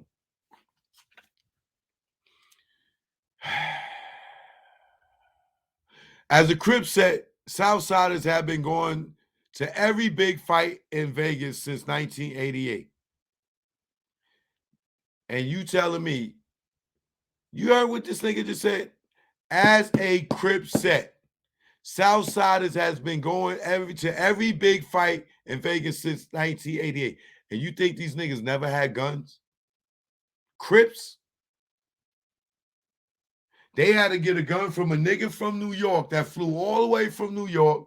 I don't know where the fuck, how he got the gun to motherfucking, I don't know how he got the gun to California. I mean, to Vegas. He rolling with Mike Tyson and he need a gun. Okay. We supposed to believe that too, right? You tell me Crips been going to Vegas naked since 88. 4-hour drive. They ain't packing their own pistol. Come on, bro. Niggas with money.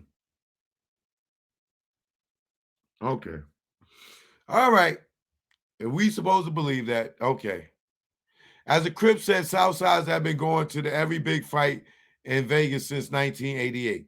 That was before rappers started going to Vegas to see the fights. In the 90s, I would go to Las Vegas every Sunday during the NFL season and bet on the Dallas Cowboys, the San Francisco 49ers, and the Green Bay Packers. So going to Las Vegas was routine for me. You want me to show you the pictures? No, we can skip the pictures and just read the text. We knew that Suge would have his squad of dirty police with him. They were some cold motherfuckers. But we were some street dudes, so we weren't worried about that bullshit.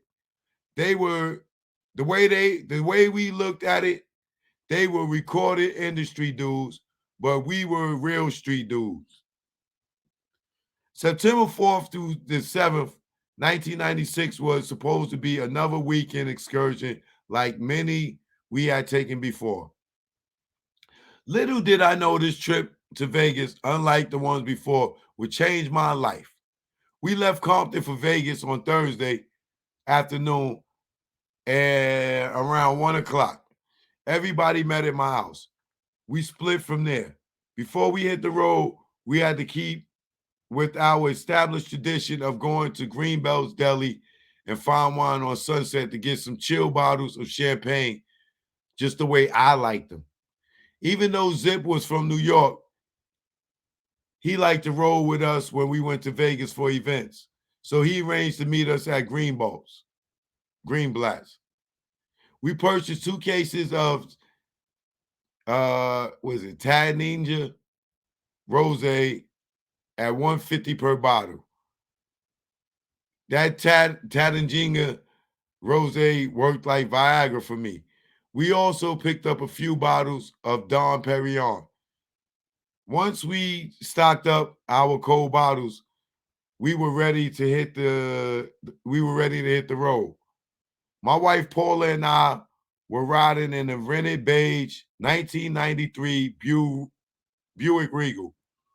Riding in the green van was my brother, Little Dog, Fat Man, and Trey. Zip had the female rapper Foxy Brown were in a black 500 Mercedes-Benz. We rolled up a few fat joints with some California orange weed, jumped on the 10 freeway, hit the 15, and jammed all the way out there. Frankie Beverly, Silky Smooth, Before I Let Go, got us started, and we played hit after hit for the trip soundtrack. The Dramatics, Luther Vandross, Shaka Khan, the OJs, Anita Baker, the Osley Brothers. I wasn't a big fan of gangster rap since I was living that gangster life.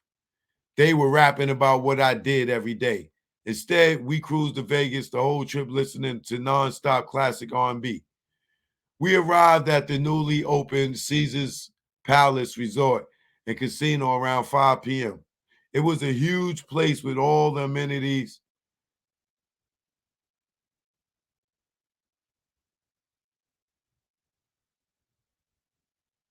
I'll pause for a minute. I'll tell y'all why in a second. We arrived at the newly opened Caesar Palace Resort and Casino around 5 p.m.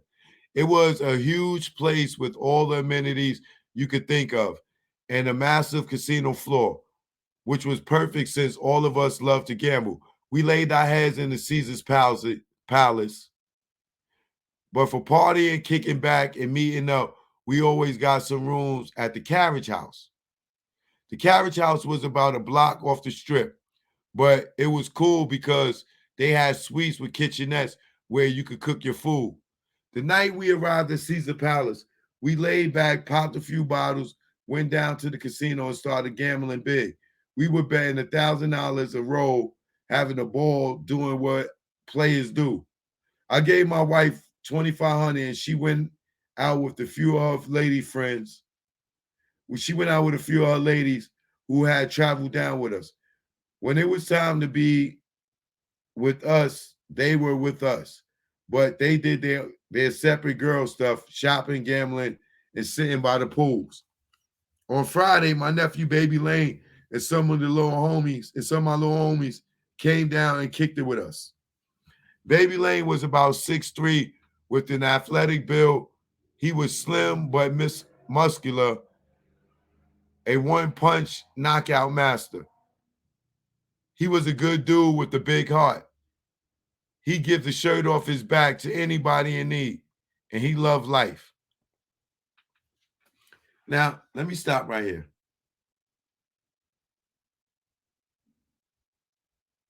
They said they raided Keefe D house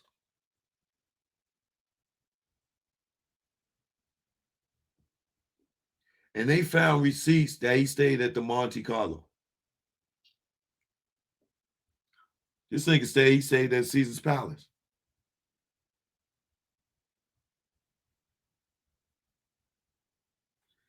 Remember that when we get to the trial, if it goes to trial, he said he stayed at Caesar's Palace.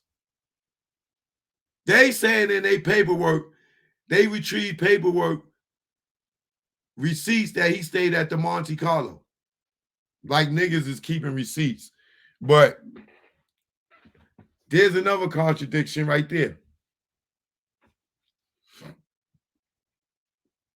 And all we were downstairs about 18 deep.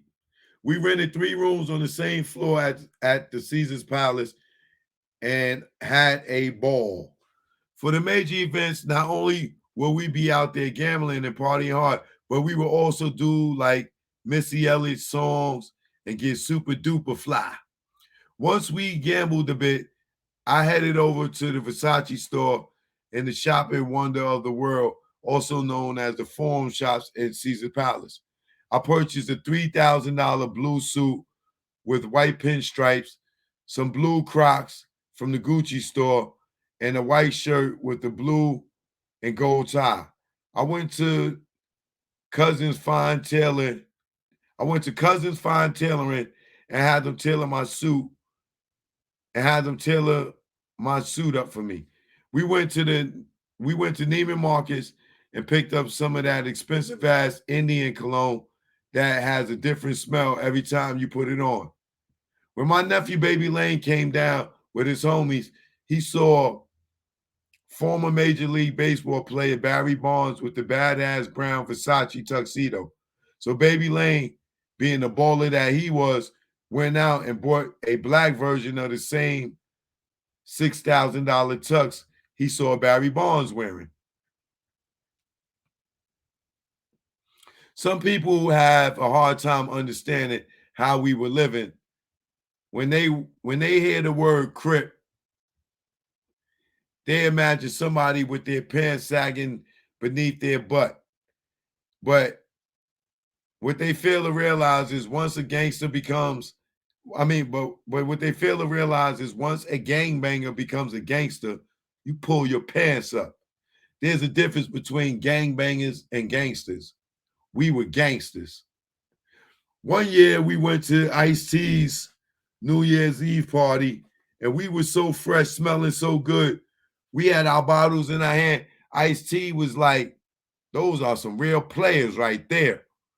That night I was wearing a $2,500 cashmere overcoat over my suit. Fight night finally arrived. I sat on the second row, not far from some of the celebrities that were in the house. Since I had purchased the fight tickets from my scalper buddy, our seats were spread out all over the arena. We had decided before we went in that when the fight was over, we would all meet at the cafe inside the MGM. Once the fight started, it didn't take long for Iron Mike to put Bruce Seldon lights out. Mike put him down on the canvas for the first time with about 1 minute and 40 seconds left in the first round. Less than 20 seconds later, the fight was over, TKO. After the match, we headed to the prearranged meeting place where we waited for about 15 minutes. Little by little, everybody started showing up, except for my nephew. Then some 118 East Coast Crips came and told us they saw some Deathrow niggas jump on my nephew by the casino. We came to find out later that the same dude from the Lakewood Mall that got his chain snatched was walking with Tupac when they saw Baby Lane in the lobby of the MGM. We rushed out of the cafe and we went to find Baby Lane. We saw him inside the MGM minutes after they had jumped him. By the time we got there, Suge, Pac, and their crew had already left. Baby Lane's shoulder was a little messed up, but other than that, he was all right. Where's these niggas showing up on the video, y'all? Because I can't tell you, fucking Orlando Anderson is still in that same area. Gotta be for at least fucking 15, 20 minutes. Where did Keefy D and them come rush out and run up on him at?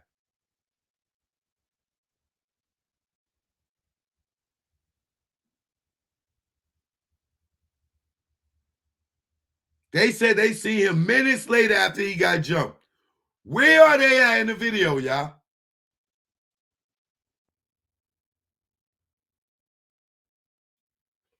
And you tell me they don't got all these dudes that ran up, all these Crips run up to Orlando, and they don't got that on video? And we see Orlando would look like Reggie, allegedly, walking him out of there? Because that damn sure wasn't Keefy D if he talking about he had on the all blue suit.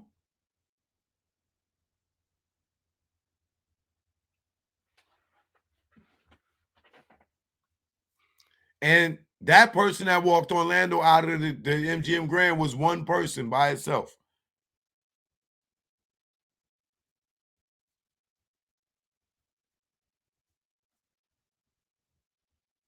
When I asked him what happened, he said, them Deathrow niggas rushed me. One of them niggas from the Lakewood Mall was running with the boy that started that shit. A few East Coast Crips came over and asked if we wanted them to go with us. Nah, we're good. We'll handle our shit, but good looking out. We appreciate their offer. We appreciated their offer, but this was a matter we were determined to handle ourselves. We couldn't let no record company studio gangsters do us like that. Had they lost their fucking rapping ass minds? On top of that, Puffy had already talked to me about helping him out with the problem he was having with them niggas. That was a double whammy. When you add that on top of the fact that we helped Suge with the money to get his record business going, and the nigga going to bite the hand that fed him, add insult to injury, because Suge still hadn't paid Boss Man his money back, got too big for his britches, and stopped taking Boss Man's calls. Strike three, homie. You're out. Fuck that, big homie. You know where they ain't niggas at. Fuck that, big homie. You know where them niggas gonna be. They gonna be at the 66 Club, the 662. They gonna be at Club 662. Their rage was evident, ignited upon learning that my nephew, Baby Lane, had got jumped. How y'all know that? I calmly asked. Them niggas been on the radio out here for weeks talking about that Deathrow fight party at Club 662. That nigga Tupac, that nigga Pac supposed to be there too. 662 was a Los Angeles nightclub. 662 was a Los Angeles nightclub owned by Deathrow Records CEO Suge Knight. The intelligence was from a reliable source, and some of the younger homies from our set had been stationed in Las Vegas selling dope, a satellite operation of sorts. All right, homies, I commanded. That's where we going in. Club 662. As we headed to our vehicles, Southside had not gone down to Vegas thinking that about marrying Suge Knight or Tupac Shakur. We were out there doing what we do in Vegas for years: eat, drink, and be merry. When conversations would come up about $1 million bounty on Suge Knight and Tupac Shakur, that was business. But after Tupac, Suge, and them Deathrow niggas jumped on my nephew, Baby Lane, that shit became ominously personal.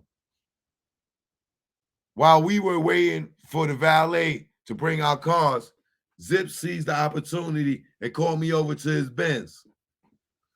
Zip was a big-time New York player, pimp, and hustler who used to come out to California to handle his business and kick it with us sometimes.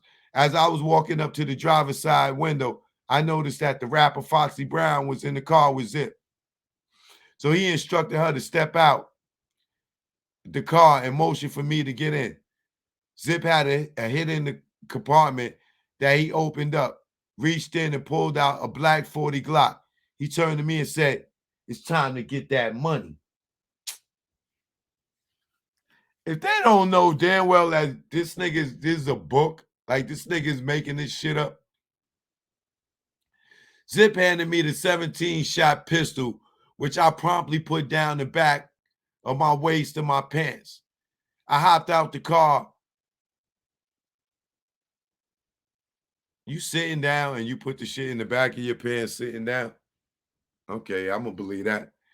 held the door open for Foxy Brown to get back in, closed the door, and they pulled off.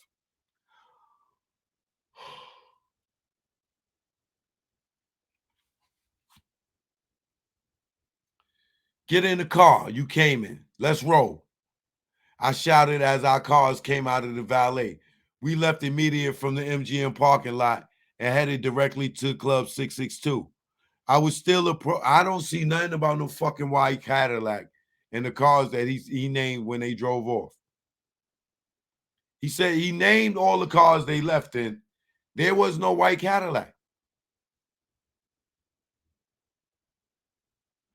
As we left immediate from the MGM parking lot and headed directly to Club 662. I was still appropriately dressed in my Ray Luca Crime Story suit since there was about to be a real life crime story. Oh my God. We pulled into the back parking lot of the Club 662 where the talent and the VIPs entered. In front of the club, there was a long line of excited drunk people waiting to get in the club. I planned to confront Suge. Hey, nigga, why the fuck y'all jump on my nephew? The ironic thing is, I had just seen Suge in Vegas the night before the fight. He and the members of his Deathrow crew were rolling around in their Rolls Royce. We greeted each other and everything. What's up, big dog? What's up? We were both major players in the same game. Suge had the music industry, I had the streets. We both had the same boss. If Suge and them niggas had a beef with something Southside had done, Suge could have said something to me when he saw me that night. Instead, Suge and his homeboys committed the ultimate disrespect when they kicked and beat down my nephew, Baby Lane, in a video seen around the world. In case my diplomatic approach to resolving the situation didn't work, we had 3 vehicles, 3 to 4 people in each, ready to burn their asses. My crew was a do or die. All my young homies had already been shot at least once. So this is so fucking crazy, bro.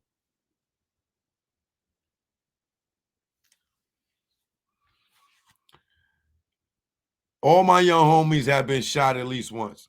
So their street experience turned them into some stone cold killers. They learned not to wait to get shot, but to be the shooter. They had the mentality of, it's either them or me, and it ain't going to be me.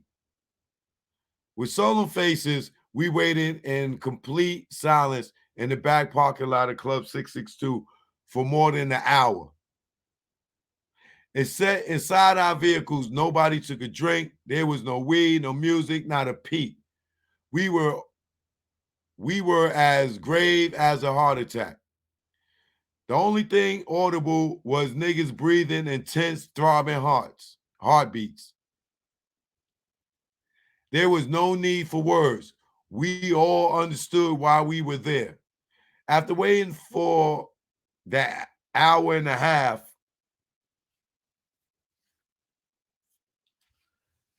this contradicts Corey Edwards' story, who said they only waited 15, 20 minutes. Right?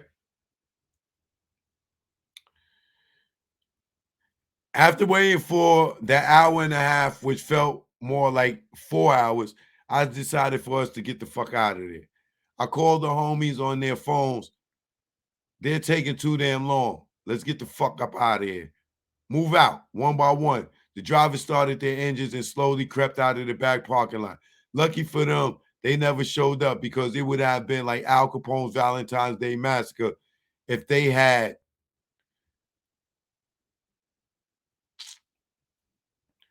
One thing about our crew, he said nothing about Marv James seeing him there or anybody noticing him. One thing about our crew, when it was time to handle business, we handled it with the best of them. And when it was time to have fun, we did that too. It's not that we were over what happened to Baby Lane. It's just that we couldn't control when them niggas were going to show up. Waiting so long was stopping us from doing what we had going to Vegas to do in the first place. Have a good time. Our next destination was the Carriage House, a Las Vegas hotel. Wait, didn't Corey Edwards say they stayed at the goddamn Luxor Hotel?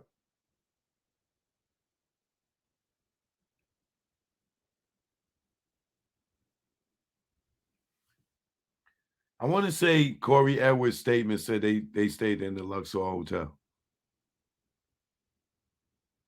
I'm going to pull that up next. I got his statement. I'm going to pull that up next. Our next destination was the Carriage House, a Las Vegas hotel where we had rented a few rooms as kickback spot, a kickback stop. On the way, we stopped by the liquor barn to buy some bottles of Dom Perignon and Cristal.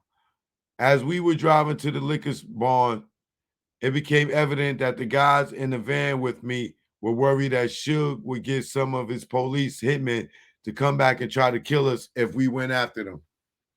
The police do hits for that nigga. One of them said, I remember thinking to myself, y'all shouldn't have jumped your punk asses in here if you were scared. Y'all know what we came here to do. C-Ray, okay, C-Ray, I think that's Corey Edwards, who was one of my top salesmen and later became the first one to start snitching on niggas, was in the van with me along with his cousin Trey and BMF's Big Meech out of Detroit.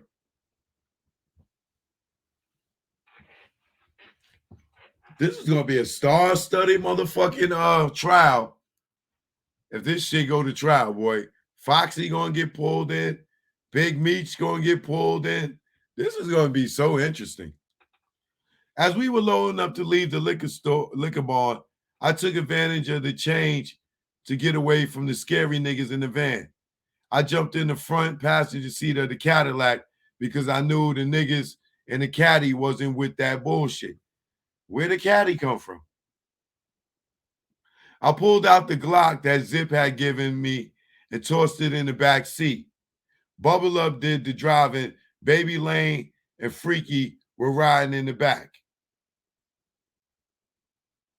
Is Freaky big and Dre? What do you mean you put the Glock? I pulled out the Glock that Zip had given me and tossed it in the back seat.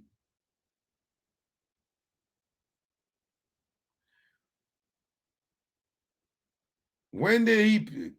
How is that him passing the gun to somebody? They at the liquor store. He just put the gun in the back seat. So anybody could have grabbed the gun, right? This don't match up the story. I went to pass the gun to Dre. No, I don't want to do it. I don't want to do it. And Orlando grabs the gun from him and then goes to shoot. Where that? Hello? Hello? Hello? This story don't match. This story don't match.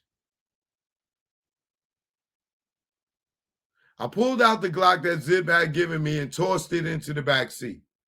Bubble Up did the driving. Baby Lane and Freaky were riding in the back. After our pit stop at the liquor barn, we continued toward the Carriage House. As we were driving, the two vehicles that was with us got caught up at the traffic light, but we kept rolling. A few blocks down, we were sitting at a light, and who the fuck did we see? The Deathrow caravan hit the corner with Tupac hanging out of the window of a black luxury BMW, waving to his fans. People on the street were screaming, Tupac, Tupac, we love you, Tupac. In unison, all of our heads turned. There the motherfuckers go right there. If Pac had not been hanging out the window, we would have never seen them. How would you see Tupac hanging out the window if you're on the opposite side of the fucking street, nigga, and he's on the passenger side? How would you see him, bro?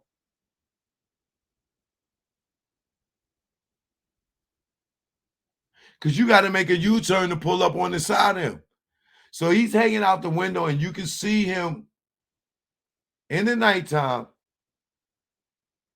hanging out the window on the other side of the medium.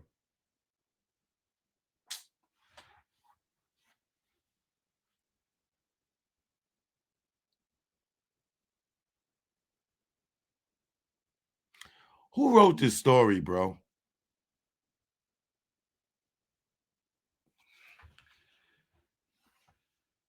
That makes sense to any of y'all? They driving down this way, Suge and them coming this way. Tupac is my pinky, hanging out the car window.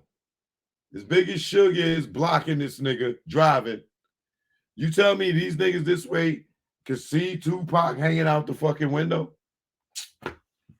at nighttime? Oh, boy.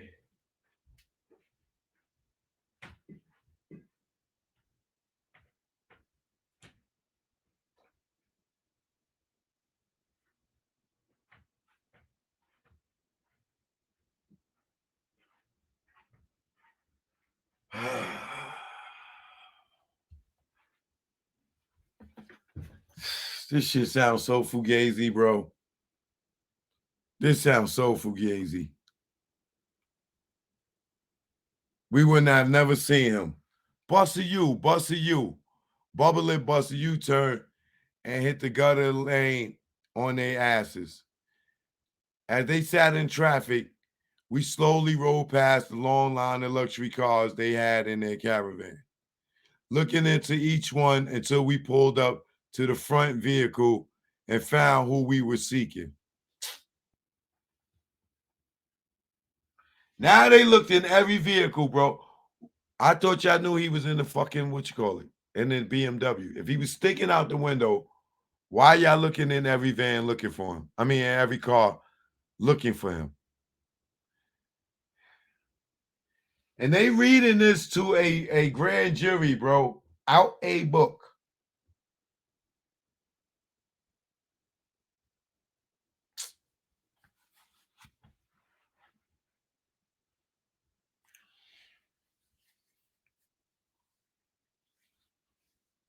How do we get here, y'all? How do we get here with this bullshit ass story, man? Like two rams locking horns. Suge and I looked at each other dead in the eye. Our eyes locked. The terrified expression on Suge's face read, "Damn, them niggas." No words exchanged. The time for talking had passed. The shit was about to go down. The next few seconds all happened so quickly. That shit was on.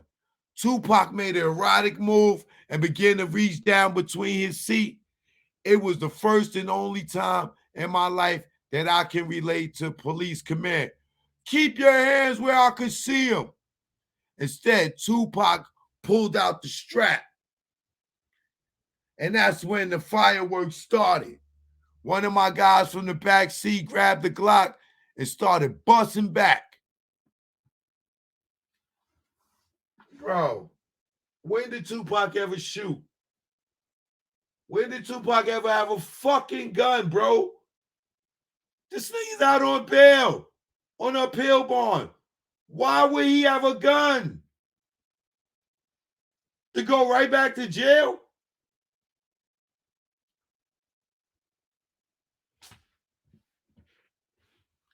Are we supposed to be fucking stupid, bro?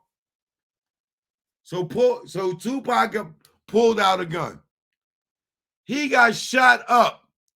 The car didn't go nowhere. The police was there immediately. What did Tupac do with the gun? They couldn't open the door.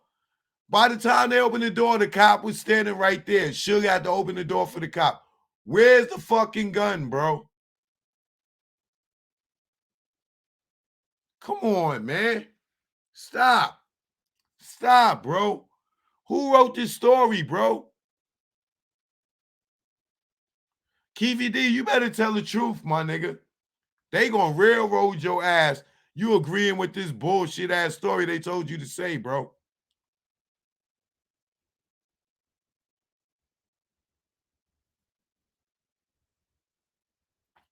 He got this from Murder Rap. The first shot skit. Keep your hands where I could see him. Instead, Tupac pulled out a strap, and that's when the fireworks started. One of my guys from the back seat grabbed the Glock and started busting back. The first shot skinned Suge's head. The first shot skinned Suge in his head. I thought the motherfucker was dead. I heard stories that Suge supposedly used Tupac as a shield when the bullets started flying. You heard stories? Nigga, you was just watching.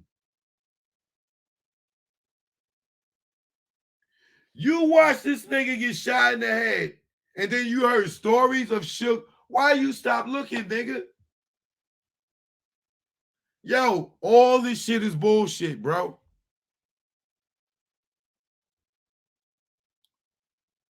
The first shot skinned Suge in his head. I thought the motherfucker was dead.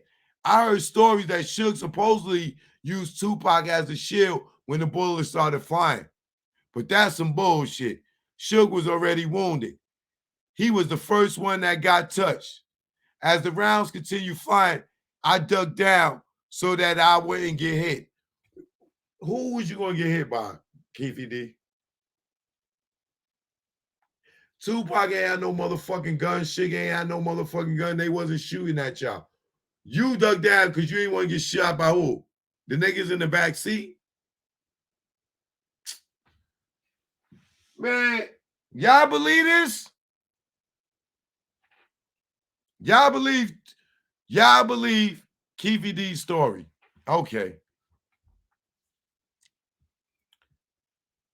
When the shooting stopped, we boned out.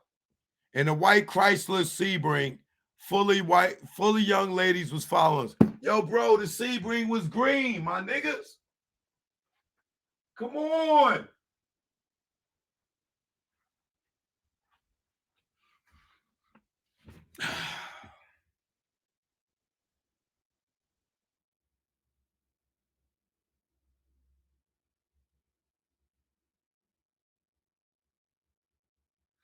Ingrid testified it was a champagne color. The night of the testimony, when they sat there, the police, it said green Sebring, bro. Now they was in a white Chrysler.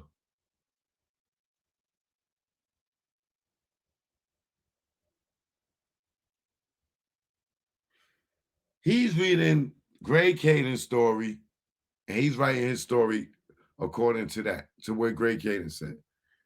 I'm telling you, bro. This thing is, yo, bro, their window quickly got shot out. I just read y'all the girl Ingrid's testimony. In the grand jury, they car never got shot. Their window never got shot out. And they fucking had the drop top down with the windows down. What window got shot out?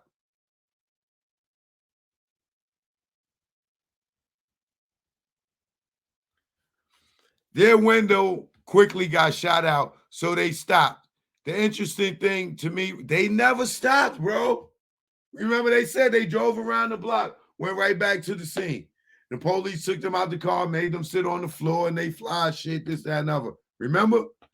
Yo, bro, how are they, yo, bro? Who told Keefy D need to just go ahead and tell whoever his handle is, whoever told him to tell his story, he might as well just go ahead and rat these niggas out or he gonna go to jail for some shit that's a bald-faced lie. Their window got quickly shot out, so they stopped. The interesting thing to me was with all them rough-ass niggas they were supposed to have with them, none of them did a thing and tried to come after us. There was a lot of shots let off in both directions. How? Yo, bro. Now we know them Buntree and them niggas done chased them and shot at their car, right? So we gonna go with this story?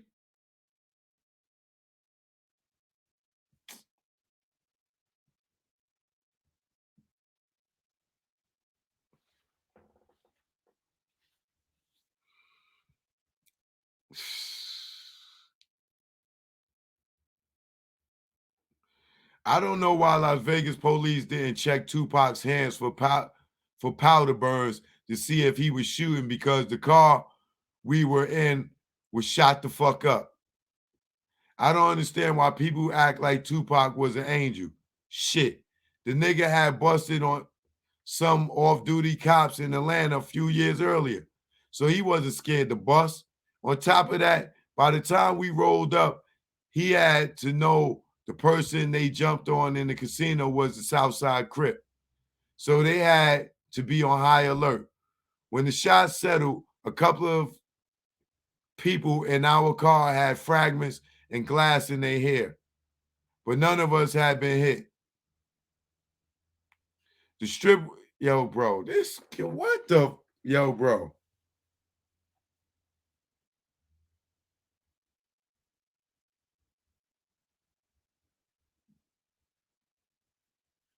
You think that if Tupac got shot up and went to the hospital, they wouldn't have fucking told us that he had gunpowder residue on him? You don't think the police checked that? Y'all really don't think the police checked that? That nigga got fucking his finger shot off. He got his finger shot off.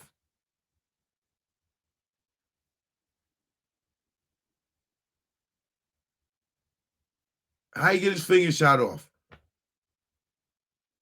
If he had a gun and he was shooting y'all, he got his finger shot. When did the gun that dropped right there in the car or outside the car? He was stopped at the light. If he was shooting at y'all and his finger in his right hand got shot off, when the gun that fell right there on the floor, when he had gunpowder residue on him when he got to the hospital. Come on, y'all. Come on, man. This is killing me to even read this bullshit, bro. How many more pages is it of this shit?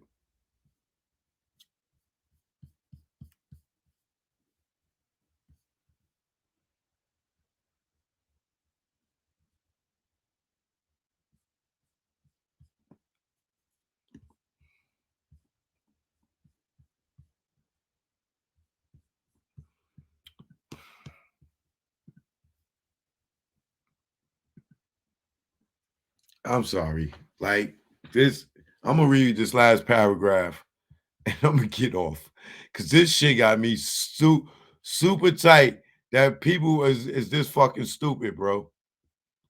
I don't know why Las Vegas police didn't check Tupac's hands for powder burns to see if he was shooting, because the car we were in was shot the fuck up. I don't understand why people act like Tupac was an angel. Shit, the nigga had busted on some off-duty cops in Atlanta a few years earlier, so he wasn't scared to bust. On top of that, by the time we rolled up, he had to know that the persons that jumped on him in the casino was the Southside Crip. So they had to be on high alert. When the shots settled, a couple of the people in our car had fragments and glass in their hair, but none of us had been hit. The strip was in the uproar as police cars and the ambulance raced to the scene. Somehow Suge, instead of driving straight to Memorial Hospital, he did some studio gangster shit and made a U-turn back onto the Las Vegas strip. This nigga said some studio gangster shit. Confident that the Deathrow crew and the police would be looking for the car that we were driving, we abandoned the car and got away from it quickly. And some shit And some shit you see on the Twilight Zone, we scurried to get to the other side of Las Vegas Boulevard. When we got to the middle divider, the light changed to red, and we had to wait on the medium. As we were standing on the medium, waiting across Las Vegas Boulevard, two ambulances passed us by right in front of where we were standing with their sirens blaring. The first ambulance passed with Tupac in it, and the medics worked frantically to provide medical attention. A second one not too far behind had Suge in it. How the fuck would these niggas? Yo, come on, bro. Come on, man. Come on, bro. Come on, come on, come on, come on, come on, man.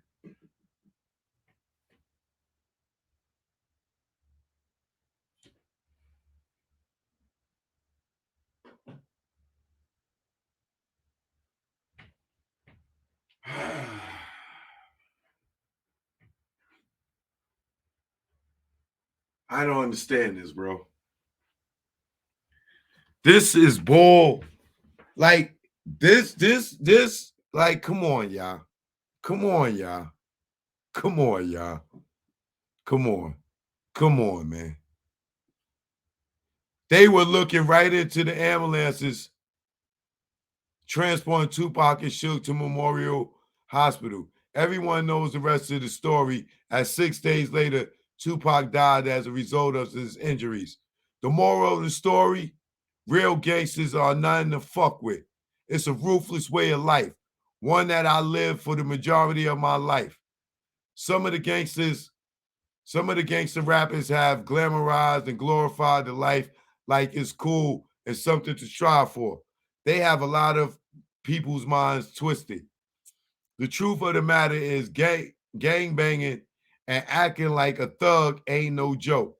These streets wars taking place in urban communities around the country are as real as the wars in the U.S. troops are engaged in around the world. In some cases, the street body counts are even higher. For us, Vegas was another day at the office. It may sound cold-hearted, but from a street perspective, the killings of Tupac Shakur and Biggie Smalls would be considered nothing but more collateral damage. As a result, the hip-hop world has lost two of its most talented and revered musical artists and icons. At this point in my life, I can say that I have deep sense of remorse for what happened to Tupac. He was a talented artist with tons of potential to impact the world. I hate that Tupac's family, friends, and fans, especially his mother, Afeni Shakur, had to go through the pain of losing her son. It's terrible losing people like that. I know that pain too well. However, I stand firm on the point that Tupac, Suge Knight, and the rest of those niggas didn't have any business putting their hands on my beloved nephew, Baby Lane, period. Then jumping on my nephew gave us the ultimate green light to do something to their asses. Tupac chose the wrong game to play and the wrong niggas to play with. Suge and them should have done a better job of protecting that dude because they knew who the fuck they knew who the fuck we were and the kind of shit we were capable of. Tupac may not have known, but Suge and his peeps definitely knew. Tupac was a guppy. That guy had swallowed up by some ferocious sharks. He shouldn't have ever gotten involved in that bullshit of trying to be a thug. Southside earned some stripes on the collar of Southside earned some stripes on the collar from the streets niggas due to the Tupac shooting. But it generated too much attention and put us under a microscope by law enforcement that would not cease and eventually brought us down.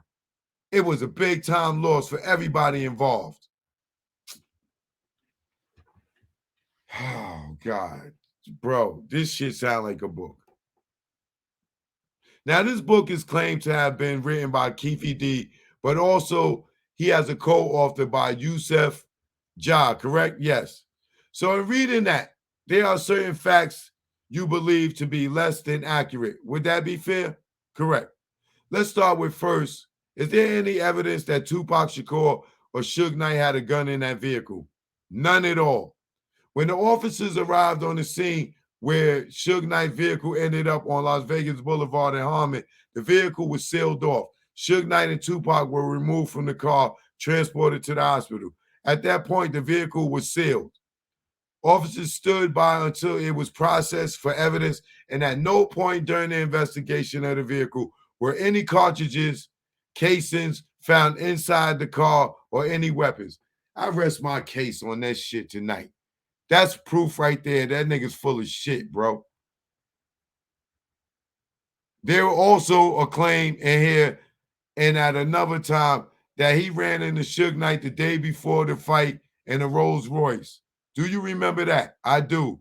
And were you able to, well, first of all, do you disapprove based on your investigation? Suge Knight wasn't here the Friday before. Would that be fair? That's correct. And was he not in a Rolls Royce? Correct. Have you seen, I guess, should I ask this? After this book came out and you reviewed the contents of the book, did you set about to see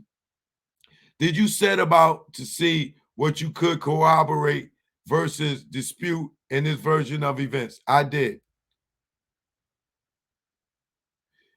During the course of doing that over the next several years, did you happen to see that Keefe D was on social media, YouTube, on a variety of different interviews, where sometimes he was confronted with these inconsistencies numerous times? Yo, okay. I'm going to read the rest of this page. During the course, numerous times. And at some point does, or at least in one interview, does Keefe D or Mr. Davis go back off the claim about Suge the night before and claim that it must have been before another fight that he had been to? He did. I'm done. I'm fucking done. I'm done for the night, y'all. Y'all see this bullshit?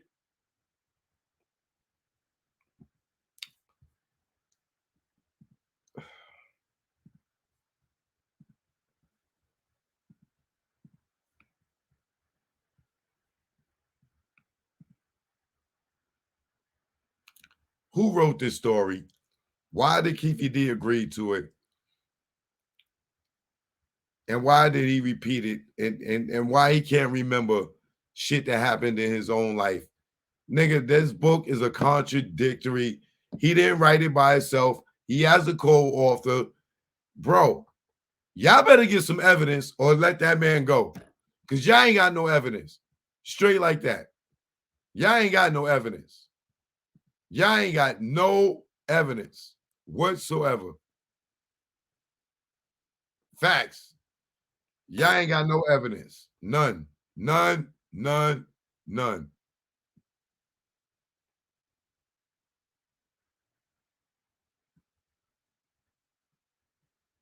Yo, this is, oh my God. We're going to continue this tomorrow. All right? This is ridiculous, bro.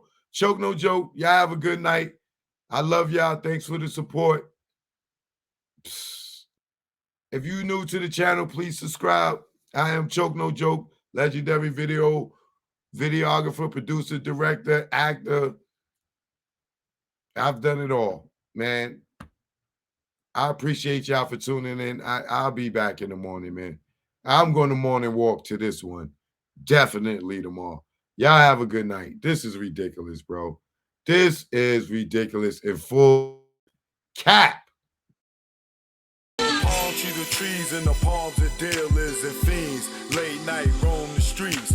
Weed is weaker, but it's cheaper. Not many chicks frontin' like divas. Out west, every chick's a model like Eva, and you know I'm far from believing her. So I'm G'ing her like she G'ing me. Banging in LA is a different thing. At the end, you either dead on the bang, getting out, doing better things. On Sunset, where they hang. Hollywood, where they hustle for change. Times Square here, it's the same. No matter where you go, you'll find a lane. On the west, they kick it with Kane. On the east, trees the social thing. East Coast, West Coast, East Coast, West Coast. Grab your raps, roll it up. If you rap, West Coast, East Coast, West Coast, East Coast, West Coast. Grab your glasses, take a toast if you rep East Coast.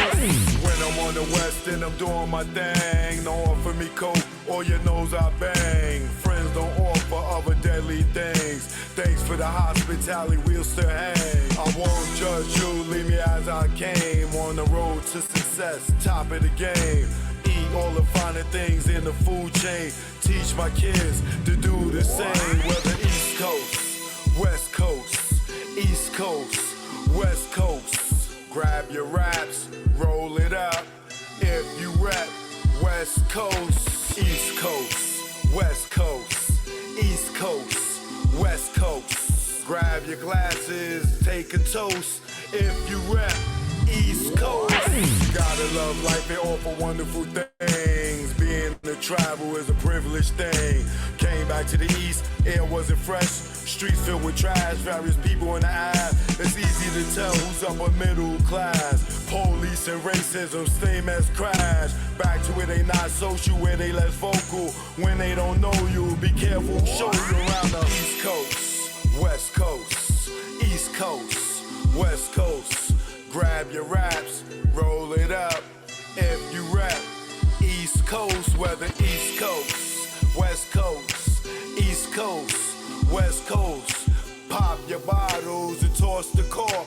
If you rap West Coast. Both coasts are known to give you fame. Got paparazzis playing cameras your way. Got you bobbing and weaving like Cassius Clay. Most thugs turn Muslim in older days. Change their name to Allah they pray. Probably till they decay. This go out to the east and west. For Big and Pac, y'all let's connect. Whether East Coast, West Coast, East Coast, West Coast. Grab your raps, roll it up. If you rep West Coast, whether East Coast, West Coast, East Coast, West Coast. You can't get the West without the ES. So it's manifested that we connect. You know what it is. Choke, no joke, learn from mistakes, baby. You know what it is.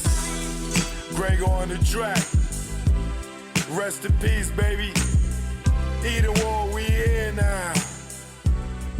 You know what it is. Choke, no joke, about to do a smile treatment, you know. Yeah. Oh, shit,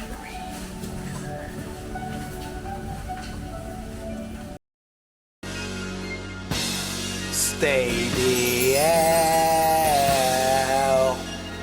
Don't follow those cats. Choke, no joke.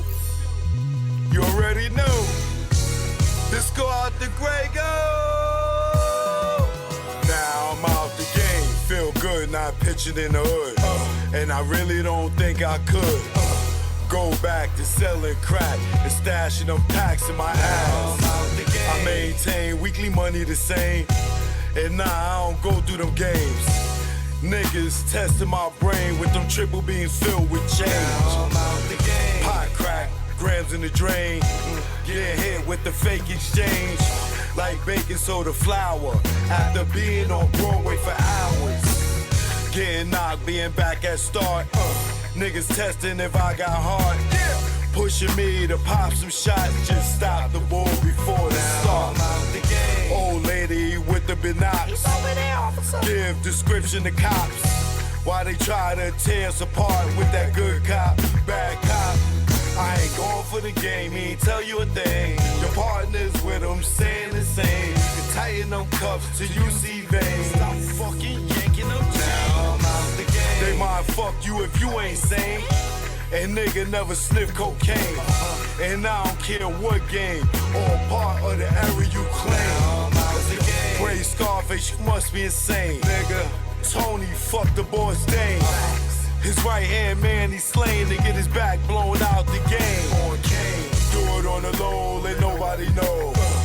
No pillow talk to home. And if he step on your toes, don't bust a blame. Cause everybody know or get out the game. They say that change is good. It's a lot of stress in the hood, and I know if you could, you would. Get out the game, but you stuck in that time where the nigga in public like shine. For a witness to drop a dime for self-defense, do or die. Celebs doing time. Mike Vick on the child line. Even Kobe, Jason Williams, Gage, kick like Shinobi. Little Kim for perjury. You know you done fucked up, right? You know you done fucked up, right? Let's go. When it's late night, make sure it's packed tight. And when you take those flights, never eye the Jake in sight. And shake them fuckers when they dead to right. Making the fifth go rumble because of stick up trouble. Blasting your gap for a cat, for in fact, with some crap that don't involve you. For some dudes that don't love you, all they wanna do is pawn you until you go down. And don't do shit for you when you lock down, or even when you touch down. But they tell you to go to the pound. The same block that gave you a pound. Years in the pen, now you live it again. What my state are you in? When you back it for 10, and you was just waiting for a teen to come home to relive it again. Entrapment should be a sin. The way they reel us in, parole us to a revolving door to bring us in. This shit is insane. The game is insane. The game will fuck with your brain. That's why I'm out the game. Yeah. Just get out the game, man. I know they told y'all there's only 2 ways out. Jail and death. Nah, just get out, nigga. Just get out, man. It's easy. Just walk away, nigga. If they care about you, they'll let you go. If you in the game and you want to go and get a better life, and they won't let you walk away, what do that say? Get out the game, nigga. You wanna sleep easy, nigga? Look at these rap niggas, nigga. You wanna be the next rapper? Trapper, clapper, federal indictment rapper? Huh? I keep telling y'all niggas, man, get out the game, man. Joke no joke. Grego, you already know. The beast is chemical, baby. That's why I'm out the game.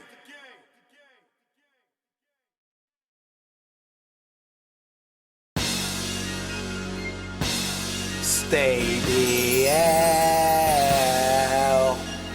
Don't follow those cats. Good night, y'all. Good night, Elizabeth. Tasha Rain. Good night, y'all. My man, 20 Twin. Good night. I'll let y'all tomorrow. One love.